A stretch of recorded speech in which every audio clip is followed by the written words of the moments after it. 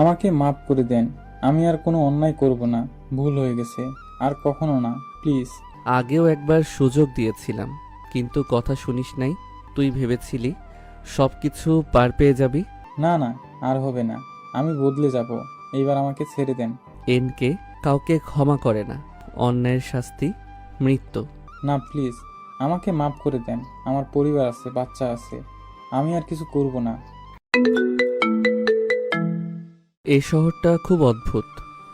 এখানে মানুষ হাসে, কিন্তু সেই হাসির আড়ালে লুকিয়ে থাকে হাজার টাকার না। আর আমি তো সেই মানুষগুলোর একজন, যে প্রতিদিন নিজের কষ্টকে লুকিয়ে রেখে অন্যদের দরজায় খাবার পৌঁছে দেয়। হ্যাঁ, আমি নিলয়। সবাই আমাকে চেনে একটা সাধারণ ফুড ডেলিভারি বয় হিসেবে। হাতে একটা ব্যাগ, মুখে ক্লান্ত হাসি, সারাদিন রোদ বৃষ্টি মাথায় নিয়ে দৌড়ানো এক ছেলে। কিন্তু কেউ জানে না এই হাসির পেছনে কতটা অন্ধকার লুকিয়ে আছে। কেউ জানে না এই হাত শুধু খাবারের প্যাকেটেই না, রক্তের হিসাবও বয়ে বেড়ায়। একসময় আমিও স্বপ্ন দেখতাম, একটা ছোট পরিবার, মায়ের হাসি, বাবার আদর। কিন্তু সেই স্বপ্নটা ভেঙে গিয়েছিল খুব নির্মমভাবে। সেদিন রাতে আমি নিজের চোখের সামনে দেখেছিলাম কিভাবে কিছু মানুষ আমার পুরো পৃথিবীটা কেড়ে নিয়েছিল। নিলয় ছাদের রেলিং ধরে আকাশের দিকে তাকিয়ে কথাগুলো ভাবছিল। তার মনে অনেক কষ্ট লুকানো আছে, যা সে সবার সামনে প্রকাশ করতে পারে না। সেদিন আমি মনে মনে ভেবেছিলাম, আমি হব এমন এক ছায়া যার নাম শুনলেই এই শহরের অন্ধকার কেঁপে উঠবে। এই শহরের সবচেয়ে ভয়ঙ্কর নাম হয়ে থাকব, যার পরিচয় কেউ জানবে না, যে বিচার করবে নিজের নিয়মে, যে শাস্তি দিবে তাদের যারা অন্যায় রাজত্ব গড়ে তুলেছে। নিলয় হালকা হেসে আকাশের দিকে তাকাই, যেন আজ সে নিজের সব কষ্ট প্রকাশ করতে চাচ্ছে। কষ্টটা এখনো আছে, ভুলতে পারিনি কিছুই, কিন্তু একটা জিনিস শিখে গেছি। এই দুনিয়ায় বাঁচতে হলে ভালো মানুষ হয়ে নয়, ভয়ঙ্কর মানুষ হয়েই বাঁচতে হয়। হঠাৎ নিলয়ের ফোন বেজে ওঠে। স্ক্রিনে একটা নাম ভেসে ওঠে। গার্ড নিলয় ফোনটা ধরে ধীরে বলে, হ্যাঁ বলো। নতুন কাজ আছে আজ রাতেই। লোকেশন পাঠাও। আজ রাতটা আবার কারো জন্য শেষ রাত হতে চলেছে। ফোনটা কেটে যায়। চারপাশে আবার নীরবতা নেমে আসে। শহরটা তখনও ব্যস্ত, কেউ জানে না এই ব্যস্ততার আড়ালেই তৈরি হচ্ছে কারোর শেষ গল্প। ঠিক তখনই ছাদের দরজাটা কর করে শব্দ করে খুলে যায়। নিলয় পিছনে তাকায়। ম্যানেজার হাঁপাতে হাঁপাতে ছাদের উপর উঠে আসে। তার মুখে তাড়াহুড়োর ছাপ স্পষ্ট। এই নিলয়, এখানে দাঁড়িয়ে কি করছো তুমি? নিচে অনেক কাজ পড়ে আছে। নিলয় চুপচাপ তাকিয়ে থাকে, যেন কিছুই হয়নি। ম্যানেজার আবার বলে, এখনই একটা ডেলিভারি করতে হবে। অনেক বড় লোকের বাড়ি, special order, cake delivery. Late করা যাবে না। নিলয়ের ঠোঁটের কোণে হালকা একটা রহস্যময় হাসি ফুটে ওঠে। একদিকে রাতের অন্ধকারে শুরু হতে যাওয়া ভয়ঙ্কর খেলা, আর অন্যদিকে একটা সাধারণ ডেলিভারি। নিলয় ধীরে ধীরে মাথা নেড়ে বলে, ঠিক আছে, যাচ্ছি। কিন্তু তার চোখে যে ঝিলিকটা দেখা গেল, সেটা কোনো সাধারণ ডেলিভারি বয়ের চোখে দেখা যায় না। সেটা ছিল এক ভয়ঙ্কর ঝড়ের আগাম বার্তা। ছাদের হালকা ঠান্ডা বাতাসটা হঠাৎ ধীরে ভারী হয়ে উঠল।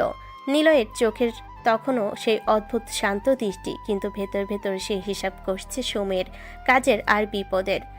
এই ডেলিভারিটা কিন্তু সাধারণ না নিলয়, মন্ত্রীর বাড়ি, স্পেশাল কেক। ঠিক আছে, লোকেশন দেন। মন্ত্রীর মেয়ের জন্মদিন। আজ রাত 12টার আগে কেকটা পৌঁছাতেই হবে। 1 সেকেন্ড দেরি হলেও কিন্তু ঝামেলা হয়ে যাবে। নিলয়ের ভুরু কুঁচকে যায়। সে তাড়াতাড়ি হাত ঘড়ির দিকে তাকায়। সময় দেখে তার চোখে এক মুহূর্তের জন্য বিরক্তি আর অবিশ্বাস ফুটে ওঠে। এখন তো 11:50 বাজে। এই সময়ের মধ্যে কিভাবে পৌঁছাবো? এটা কি মজা নাকি? চারপাশে নীরবতা যেন আরো ঘন হয়ে ওঠে। ম্যানেজারের মুখে ওর চাপা টেনশন। সে এক পা এগিয়ে এসে কঠিন গলায় বলে, যেভাবেই হোক যেতে হবে, তোমাকেই যেতে হবে। এই অর্ডার মিস হলে শুধু কোম্পানি না, আমাদের সবার জন্যই খুব খারাপ হবে। তুমি বুঝতে পারছো না বিষয়টা কতটা সিরিয়াস? নিলয় কিছুক্ষণ চুপ হয়ে যায়। তার মাথার ভেতর দ্রুত ঘুরতে থাকে হিসাব। একদিকে রাতের মিশন, অন্যদিকে এই অসম্ভব ডেলিভারি। সময় মাত্র 10 মিনিট, এটা কোনোভাবেই সম্ভব না। নিলয় ধীরে ধীরে মাথা নিচু করে ফেলে। এত কম সময়ে কিভাবে সম্ভব? আমি উঠতে তো পারি না। তার কণ্ঠে এবার হালকা অসহায়ত্ব ফুটে ওঠে। যে ছেলেটা কয়েক মিনিট আগেও নির্দয় কণ্ঠে বলেছিল কারো শেষ রাত হবে, সেই ছেলেটা এখন সময়ের কাছে আটকে গেছে। ম্যানেজার আবার বলে ওঠে, আমি কিছু জানি না নিলয়, তোমাকে যেতেই হবে, নাহলে কিন্তু খুব খারাপ কিছু হয়ে যাবে। উপর থেকে অনেক চাপ আছে। নিলয় এবার চুপচাপ দাঁড়িয়ে থাকে। তার মুঠো ধীরে ধীরে শক্ত হয়ে আসে। চোখের ভেতর সেই ঠান্ডা দৃষ্টি আবার ফিরে আসে। সে মনে মনে ভাবে, বিপদে পড়ে গেলাম। এত তাড়াতাড়ি কিভাবে পৌঁছাবো? তার ঠোঁটের কোণে আবারও হালকা রহস্যময়ী হাসি ফুটে ওঠে। কারণ এই শহরে এমন কিছু রাস্তা আছে যেগুলো সবাই জানে না। আর নিলয়, সে তো শুধু একটা ডেলিভারি বয় না, অন্ধকারের রাজপথগুলোই তার আসল চেনা। সাথে সেই ভারী পরিবেশটা পেছনে ফেলে নিলয় ধীরে ধীরে সিঁড়ি বেয়ে নিচে নামতে থাকে। তার পায়ের শব্দগুলো ফাঁকা বিল্ডিংয়ে অদ্ভুতভাবে প্রতিধ্বনি তুলছিল। প্রতিটা ধাপ যেন তাকে একটা নতুন সিদ্ধান্তের দিকে ঠেলে দিচ্ছিল। নিচে নামতেই দোকানের আলো, মানুষের কোলাহল আর ব্যস্ততার মধ্যে আবার সেই সাধারণ নিলয় ফিরে আসে। মুখে ক্লান্তি, চোখে নির্লিপ্ততা, কিন্তু ভেতরে ভেতরে সে পুরোপুরি হিসাব কষছে। কাউন্টার থেকে কেকটা হাতে নিয়ে একবার তাকালো বড় একটা বক্স, সুন্দর করে প্যাক করা, যার ভেতরে শুধু কেক না, তার আজকের রাতের ভাগ্য যেন লুকিয়ে আছে। নিলয় পকেট থেকে ফোন বের করলো, চারপাশে একবার তাকিয়ে নিশ্চিত হলো কেউ খেয়াল করছে না। তারপর দ্রুত একটা ছোট্ট মেসেজ টাইপ করলো। 5 মিনিট, গাড়ি রেডি রাখো। সেন্ট মেসেজ পাঠানো মাত্রই তার চোখের দৃষ্টি বদলে গেল। সে ধীরে ধীরে দোকান থেকে বের হয়ে রাস্তার দিকে হাঁটতে লাগলো। রাত তখন প্রায় 12টার কাছাকাছি।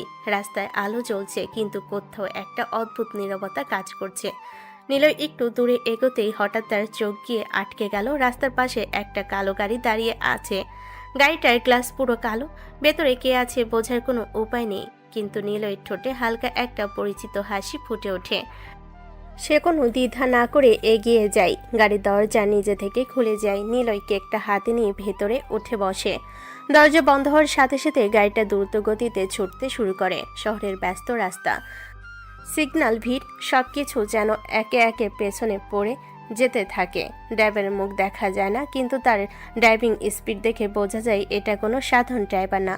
নিলয় জানালার বাইরে তাকিয়ে থাকে। তার চোখে কোনো ভয় নেই, বরং অদ্ভুত একটা শান্তি। কারণ এই শহরের শর্টকাট, এই শহরের অন্ধকার পথ সব তার চেনা।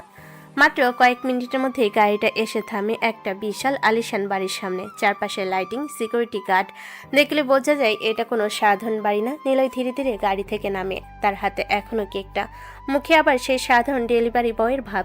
এনে গেটের দিকে এগিয়ে যায়। ভিতরে ঢুকতে পার্টির শব্দ, গান, হাসি সবকিছু কানে ভেসে আসে। কিন্তু এই আনন্দের মাঝে হঠাৎ এক চিৎকার শোনা যায়। এই, এখন আসার সময় পেয়েছো তুমি? সবাই একটু চুপ হয়ে যায়। সবার দৃষ্টি গিয়ে পড়ে দরজার দিকে দাঁড়িয়ে থাকা নিলয়ের ওপর। আর সামনে দাঁড়িয়ে আছে আঁখি, মন্ত্রী মেয়ে, দামি ড্রেসে সাজানো, চোখে রাগ, মুখে বিরক্তি। আঁখি দ্রুত নিলয়ের সামনে এসে দাঁড়ায়। এত দেরি কেন? হ্যাঁ, তুমি জানো এটা কত ইম্পর্টেন্ট ছিল? আমার জন্মদিনের কেক, আর তুমি এখন আসছো। তার কণ্ঠে স্পষ্ট রাগ আর অহংকার। নিলয় কিছুক্ষণ চুপচাপ তাকিয়ে থাকে তার দিকে। তার চোখে এক সেকেন্ডের জন্য অন্যরকম একটা ঝিলিক দেখা যায়, যেন এই মেয়েটার সাথে তার গল্প এখানেই শেষ না, বরং এটাই শুরু। নিলয় ধীরে বলে, রাস্তা একটু ব্যস্ত ছিল, তাই দেরি হয়ে গেল। চারপাশের আলো, গান, হাসি সবকিছু হঠাৎ যেন থেমে গেল।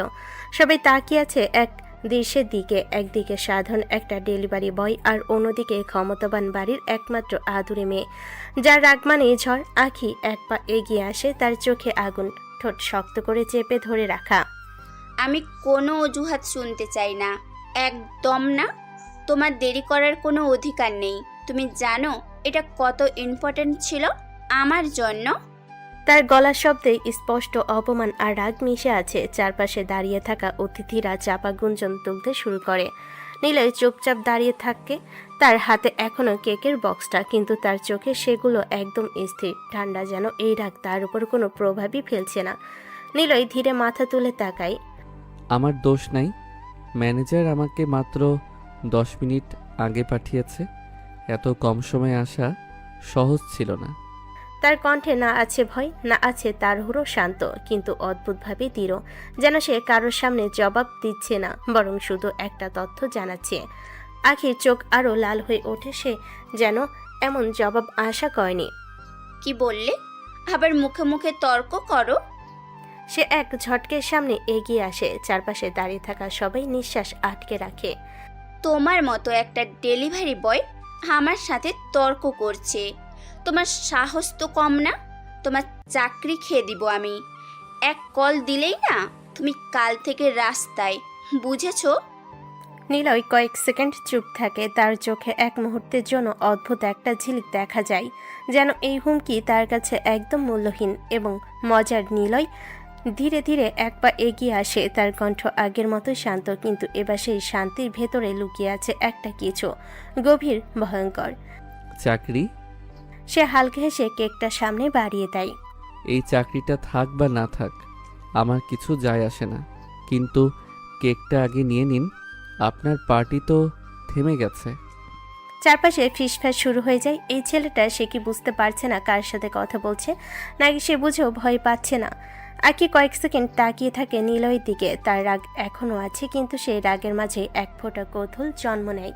এই ছেলেটা অন্যদের মতো না, একদমই আলাদা। পরিস্থিতি কিছুক্ষণ আগেও আগুনের মতো উত্তপ্ত ছিল, কিন্তু সেই আগুনের মাঝে নিলয় একদম শান্তভাবে কেকের বক্সটা আখির হাতে তুলে দিল। তার চোখে না ছিল কোনো ভয়, না ছিল কোনো অনুনয়, শুধু একটা অদ্ভুত নির্লিপ্ততা, যেন এই পুরো ঘটনাটা তার কাছে খুবই সাধারণ কিছু। নিলয় ধীরে বলে, আপনার কেক, হ্যাপি বার্থডে। এই ছোট্ট কথা, কিন্তু কণ্ঠে কোনো আবেগ নেই। তারপর আর এক মুহূর্ত দাঁড়ালো না, সে পিছন ফিরে হাঁটতে শুরু করলো। না কোনো দুঃখ, না কোনো ভয়, না কোনো ব্যাখ্যা, শুধু হেঁটে চলে যাওয়া। যেন এই বিশাল আলিশান বাড়ি, এই ক্ষমতা, এই রাগ কিছুই তার কাছে গুরুত্বপূর্ণ না। আখি স্থির হয়ে দাঁড়িয়ে থাকে, তার হাতে কেকের বক্স, কিন্তু তার দৃষ্টি আটকে আছে নিলয়ের পেছনে যাওয়া ছায়াটার দিকে। তার ভেতরে হঠাৎ করে অদ্ভুত একটা অনুভূতি কাজ করে, রাগ, অপমান আর কিছুটা অজানা কষ্ট, কারণ এতদিনে কেউ তাকে এভাবে ইগনোর করার সাহস দেখায়নি। আখি মনে মনে বলে, আমাকে ইগনোর করলো, আমার সাথে এভাবে কথা বলে চলে গেল। তার চোখ ধীরে ধীরে আরো কঠিন হয়ে ওঠে, ঠোঁট শক্ত করে চেপে ধরে। এর সত্য আমি নেবই নেব, অবশ্যই নেব। ঠিক তখনই আশেপাশে আবার গান বেজে ওঠে, পার্টির আলো ঝলমল করতে শুরু করে, কেকটা টেবিলে রাখা হয়, সবাই আবার আনন্দে মেতে ওঠে। কিন্তু আখির ভেতরে ঝড়টা এখনো থামেনি। কিছুক্ষণ পর আখির কয়েকজন বান্ধবী তার কাছে এগিয়ে এসে দাঁড়ায়, তার মুখে কৌতূহল আর একটু মজা করার ভাব। কি রে আখি, একটা সাধারণ ডেলিভারি বয় সেই তোর সাথে তর্ক করে চলে গেল? কথাটা শুনেই আখির চোখ আবার জ্বলে ওঠে, তার ভেতরে রাগ যেন নতুন করে জ্বলে ওঠে আরও তীব্রভাবে। বান্ধবী আবার হেসে বলে, সিরিয়াসলি? তোর মতো কারোর সাথে এমন ব্যবহার? আমি তো বিশ্বাসই করতে পারতেছি না। চারপাশে কয়েকজন হালকা হেসে ওঠে, যদিও তারা মজা করছে, কিন্তু এই হাসিটাই আখির অহংকারে আগুন ঢেলে দেয়। আখির মুঠো শক্ত হয়ে যায়, তার চোখে স্পষ্ট অপমানের ছাপ। ওকে আমি ছাড়বো না, কোনোভাবেই না। তার কণ্ঠে এবার প্রতিশোধের আগুন। সে হয়তো এখনো জানে না যার বিরুদ্ধে সে রাগ জমাচ্ছে সে কোনো সাধারণ ডেলিভারি বয় না, সে এক ঝড়, যার ছোঁয়ায় পুরো পৃথিবী বদলে যেতে পারে। আখির চোখে তখনও রাগের আগুন জ্বলছে, তার বুকের ভেতরটা যেন অপমান আর অভিমানে তৈরি হয়ে আছে। চারপাশে আলো, গান, মানুষের হাসি, সবকিছু ঠিক আগের মতোই চলছে, কিন্তু তার ভেতরে ঝড়টা কিছুতেই থামছে না। ঠিক তখনই তার এক বান্ধবী এগিয়ে এসে হাতটা আলতো করে ধরে। এই আখি, এত সিরিয়াস হয়ে আছিস কেন? চল এখন কেক কাট, না হলে কিন্তু পুরো জন্মদিনটাই মাটি হয়ে যাবে। আখি চুপ করে থাকে, চোখ নামিয়ে ফেলে, কিন্তু বান্ধবী থামে না। সে একটু হেসে বলে, একটা সাধারণ ছেলের জন্য এত আনন্দ নষ্ট করার কোনো মানে হয়? ওকে ভুলে যা, আজ তোর দিন, এনজয় কর। কথাগুলো শুনে আখি গভীর একটা শ্বাস নেয়, নিজেকে শান্ত করার চেষ্টা করে, তারপর ধীরে ধীরে মাথা তোলে। চোখে এখনো রাগ আছে, কিন্তু সে সেটা লুকিয়ে ফেলে, কারণ সে জানে এত মানুষের সামনে নিজের দুর্বলতা দেখানো মানে নিজেকে ছোট করা। কেকটা টেবিলের মাঝে রাখা হয়, চারপাশে সবাই জড়ো হয়, লাইটগুলো একটু ডিম করা হয়, মোমবাতিগুলো জ্বলে ওঠে, সবাই একসাথে গাইতে শুরু করে। Happy birthday to you. Akhi চোখ বন্ধ করে কয়েক সেকেন্ড দাঁড়িয়ে থাকে, মনে মনে কিছু একটা চাই, হয়তো প্রতিশোধ, হয়তো শান্তি। তারপর এক ফু দিয়ে মোমগুলো নিভিয়ে দেয়। চারপাশে হাততালির শব্দ ভেসে ওঠে। সে ধীরে ধীরে কেক কাটে, এক টুকরো কেক তুলে প্রথমে তার বাবার দিকে বাড়িয়ে দেয়। তার বাবা একজন প্রভাবশালী মন্ত্রী, গম্ভীর মুখে মেয়ের দিকে তাকিয়ে হালকা হাসে। তার পাশে দাঁড়িয়ে আছে আরো অনেক বড় বড় মন্ত্রীরা, দেশের ক্ষমতাবান মানুষ, সবাই ফর্মাল ড্রেসে, কথা, হাসি, রাজনীতি সব মিলিয়ে এক অন্যরকম পরিবেশ। কেক কাটার পর সবাই একে একে খেতে শুরু করে, হাসি ঠাট্টা, ছবি তোলা, গান সব মিলিয়ে পার্টি জমে ওঠে। বাইরে থেকে দেখলে মনে হবে এটা একটা নিখুঁত সুখের রাত, কিন্তু এই আলো ঝলমলে পার্টির মাঝে কোথাও একটা অদৃশ্য অন্ধকার লুকিয়ে আছে। আর সেই অন্ধকারের নাম নিলয়, যে এই মুহূর্তে হয়তো আরেকটা খেলায় ব্যস্ত। আর রাখি, সে হাসছে, কিন্তু তার মনের ভেতর একটা প্রশ্ন ঘুরপাক খাচ্ছে। ছেলেটা আসলে কি, কেন এত স্পষ্ট ভাষায় কথা বলার সাহস দেখালো? এদিকে আলোয় ঝলমলে পার্টি সেই কোলাহল থেকে অনেক দূরে, শহরের অন্য প্রান্তে অন্ধকারে ঢাকা এক নির্জন রাস্তা ধরে এগিয়ে যাচ্ছে একটা বাইক। বাইকের হেলমেট কেটে দিচ্ছে রাতের ঘন অন্ধকার, আর সেই বাইক চালাচ্ছে নিলয়। তার মুখে এখন আর সেই সাধারণ ডেলিভারি বয়ের ক্লান্ত ভাব নেই, চোখে ফিরে এসেছে সেই ঠান্ডা নির্দয়ী দৃষ্টি, যে দৃষ্টি দেখে মানুষ কেঁপে ওঠে। পার্টি থেকে বের হওয়ার পর এক মুহূর্ত দেরি করেনি সে। তার কাজ, তার আসল পরিচয়, সেটা তাকে আবার টেনে নিয়ে এসেছে এই অন্ধকার জগতে। কিছুক্ষণ পর বাইকটা এসে থামে একটা পুরনো বিশাল গুদামের সামনে। চারপাশে নির্জনতা, দুয়ে কয়েকটা স্ট্রিট লাইট ঝিমিয়ে ঝিমিয়ে চলছে। গুদামের গেটটা বিশাল, লোহার বাইরে দাঁড়িয়ে আছে কয়েকজন লোক। নিলয় বাইক থেকে নামে, ধীরে ধীরে গেটের দিকে এগিয়ে যায়। তার পায়ের শব্দ, গুমট নীরবতা স্পষ্ট শোনা যায়। গার্ডরা দূরে থেকেই তাকে দেখে সোজা হয়ে দাঁড়িয়ে যায়, একসাথে মাথা নিচু করে সালাম দেয়। সালাম বস। বস, এই একটা শব্দে বদলে যায় সব কিছু। যে ছেলেটাকে কিছুক্ষণ আগে সবাই সাধারণ ডেলিভারি বয় ভাবছিল, এইখানে সেই সবার শাসক। নিলয় কোনো জবাব দেয় না, শুধু হালকা মাথা নাড়িয়ে ভেতরে ঢুকে যায়। গুদামের ভেতরটা অল্প আলোয় ভরা, দেওয়ালের চারপাশে ছায়া নড়াচড়া করছে। মাঝখানে একটা চেয়ারে বেঁধে রাখা হয়েছে একজন মানুষকে, মুখে ভয়, চোখে আতঙ্ক।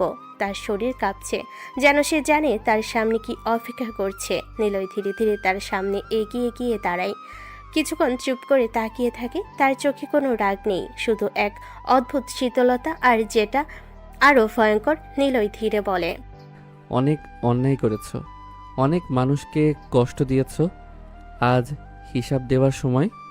লোকটা কাঁপতে কাঁপতে কিছু বলতে চাই, কিন্তু তার গলা দিয়ে কোনো শব্দ বের হয় না। চারপাশে দাঁড়িয়ে থাকা গার্ডরা চুপচাপ, কারণ তারা জানে এখানে একটাই আইন চলে, আর সেই আইনের নাম নিলয়। নিলয় এক পা এগিয়ে আসে, তার ছায়া গিয়ে পড়ে লোকটার মুখের ওপর, আর সেই ছায়ার ভেতরে লুকিয়ে আছে এক ভয়ঙ্কর মানব। গুদামের ভেতরের বাতাসটা যেন আরো ভারী হয়ে উঠছে। নীরবতা এতটাই গভীর যেন একটা ছোট্ট শব্দ বিস্ফোরণের মতো শোনাবে। চেয়ারে বাঁধা লোকটার চোখে তখন শুধু ভয়। সে বুঝে গেছে তার সামনে দাঁড়িয়ে থাকা মানুষটা কোনো সাধারণ কেউ না, তার শেষ সময় হয়তো শুরু হয়ে গেছে। নিলয় ধীরে ধীরে হাতটা পকেটের দিকে নিয়ে যায়, তার প্রতিটা নড়াচড়া হিসেব করে করা। ঠান্ডা স্থির এক মুহূর্ত পর তার হাতে দেখা যায় একটা বন্দুক। গুদামের আলোয় সেটার ধাতব অংশটা ঠান্ডা ঝিলিক দেয়। গার্ডরা চুপ হয়ে যায়, কারণ তারা জানে এখন যা হবে সেটা থামানোর ক্ষমতা কারো নেই।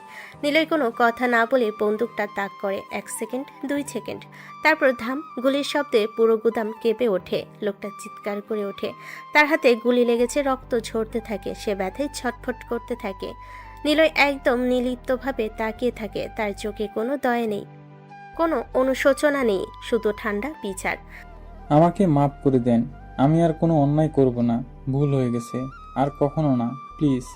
তার কণ্ঠ কাঁপছে, চোখ দিয়ে পানি গড়িয়ে পড়ছে। সে বাঁচতে চায়, যে কোনো মূল্যে বাঁচতে চায়। নিলয় ধীরে ধীরে তার সামনে গিয়ে দাঁড়ায়, তার চোখ সরাসরি লোকটার চোখে। আগেও একবার সুযোগ দিয়েছিলাম। তার কণ্ঠে কোনো জোর নেই, কিন্তু সেই শান্ত গলার ভেতরে লুকিয়ে আছে ভয়ঙ্কর সিদ্ধান্ত। কিন্তু কথা শুনিস নাই, তুই ভেবেছিলি সব কিছু পার পেয়ে যাবি। লোকটা মাথা নাড়তে থাকে, আরো জোরে কাঁদতে থাকে, হাত জোর করে মাপ চেয়ে বলে, না না, আর হবে না, আমি বদলে যাব, এইবার আমাকে ছেড়ে দেন।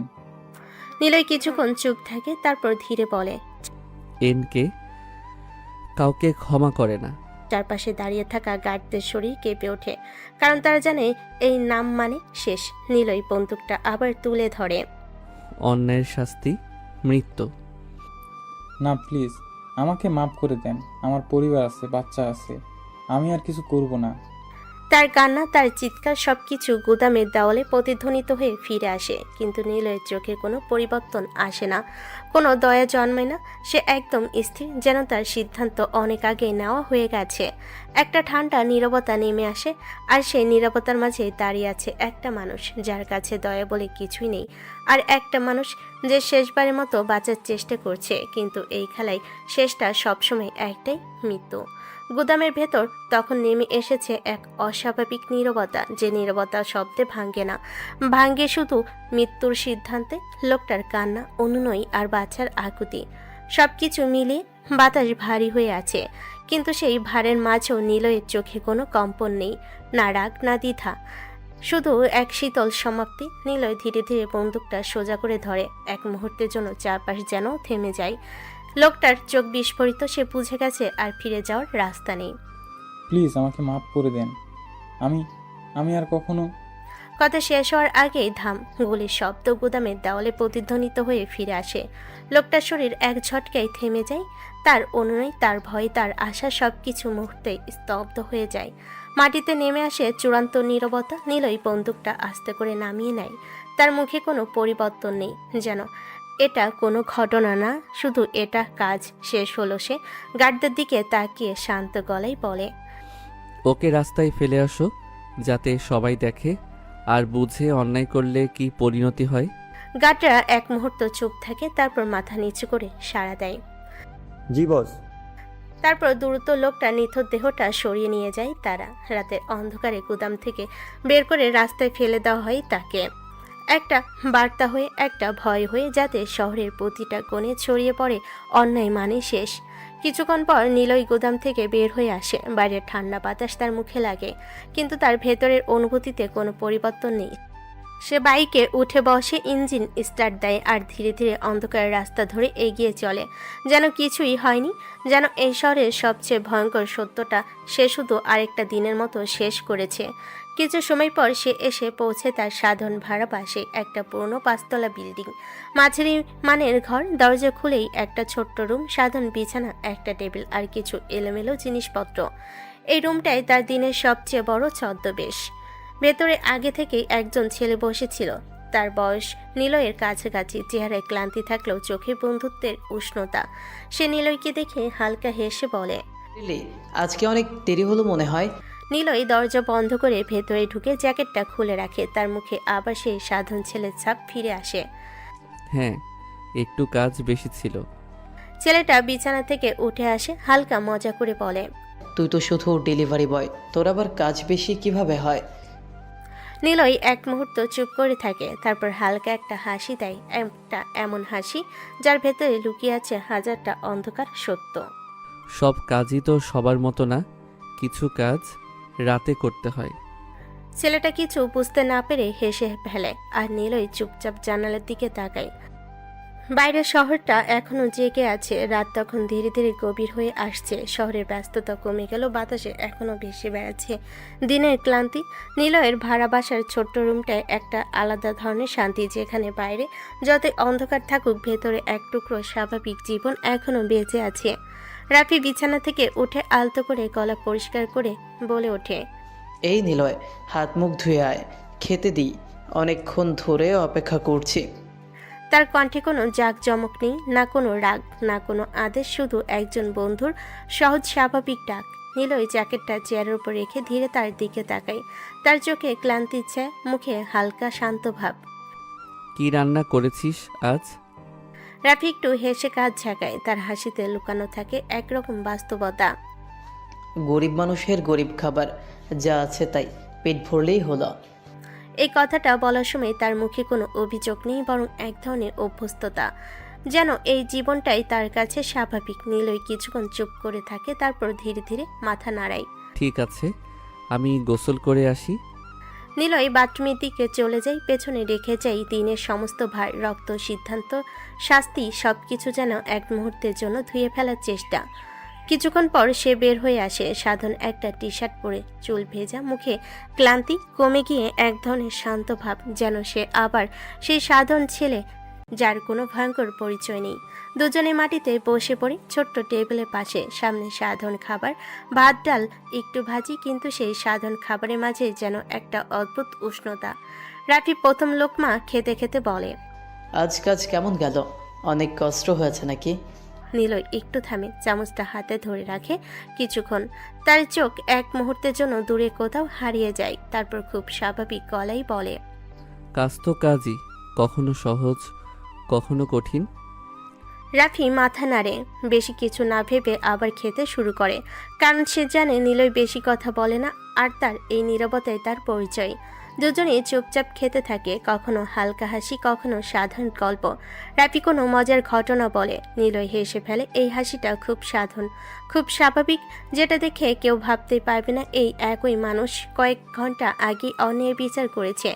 রাত ধীরে ধীরে আরো গভীর হয়ে যায়। ঘরের ভেতর আলোটা একটু হলুদাভাব, দেওয়ালে ছায়া নড়াচড়া করে, আর সেই ছোট্ট রুমে বসে দুই বন্ধু খেয়ে যাচ্ছে একটা সাধারণ জীবন একটা অস্বাভাবিক মানুষকে ঘিরে। রাত যত গভীর হয় ততই শহরের শব্দগুলো ধীরে ধীরে নিস্তব্ধ হয়ে আসে। আলো নিভে যায়, রাস্তাগুলো ফাঁকা হয়ে যায়, আর মানুষের ব্যস্ত জীবন থেমে যায় ঘুমের ভেতর। নিলয়ের ছোট্ট রুমে তখন এক অদ্ভুত শান্ত পরিবেশ।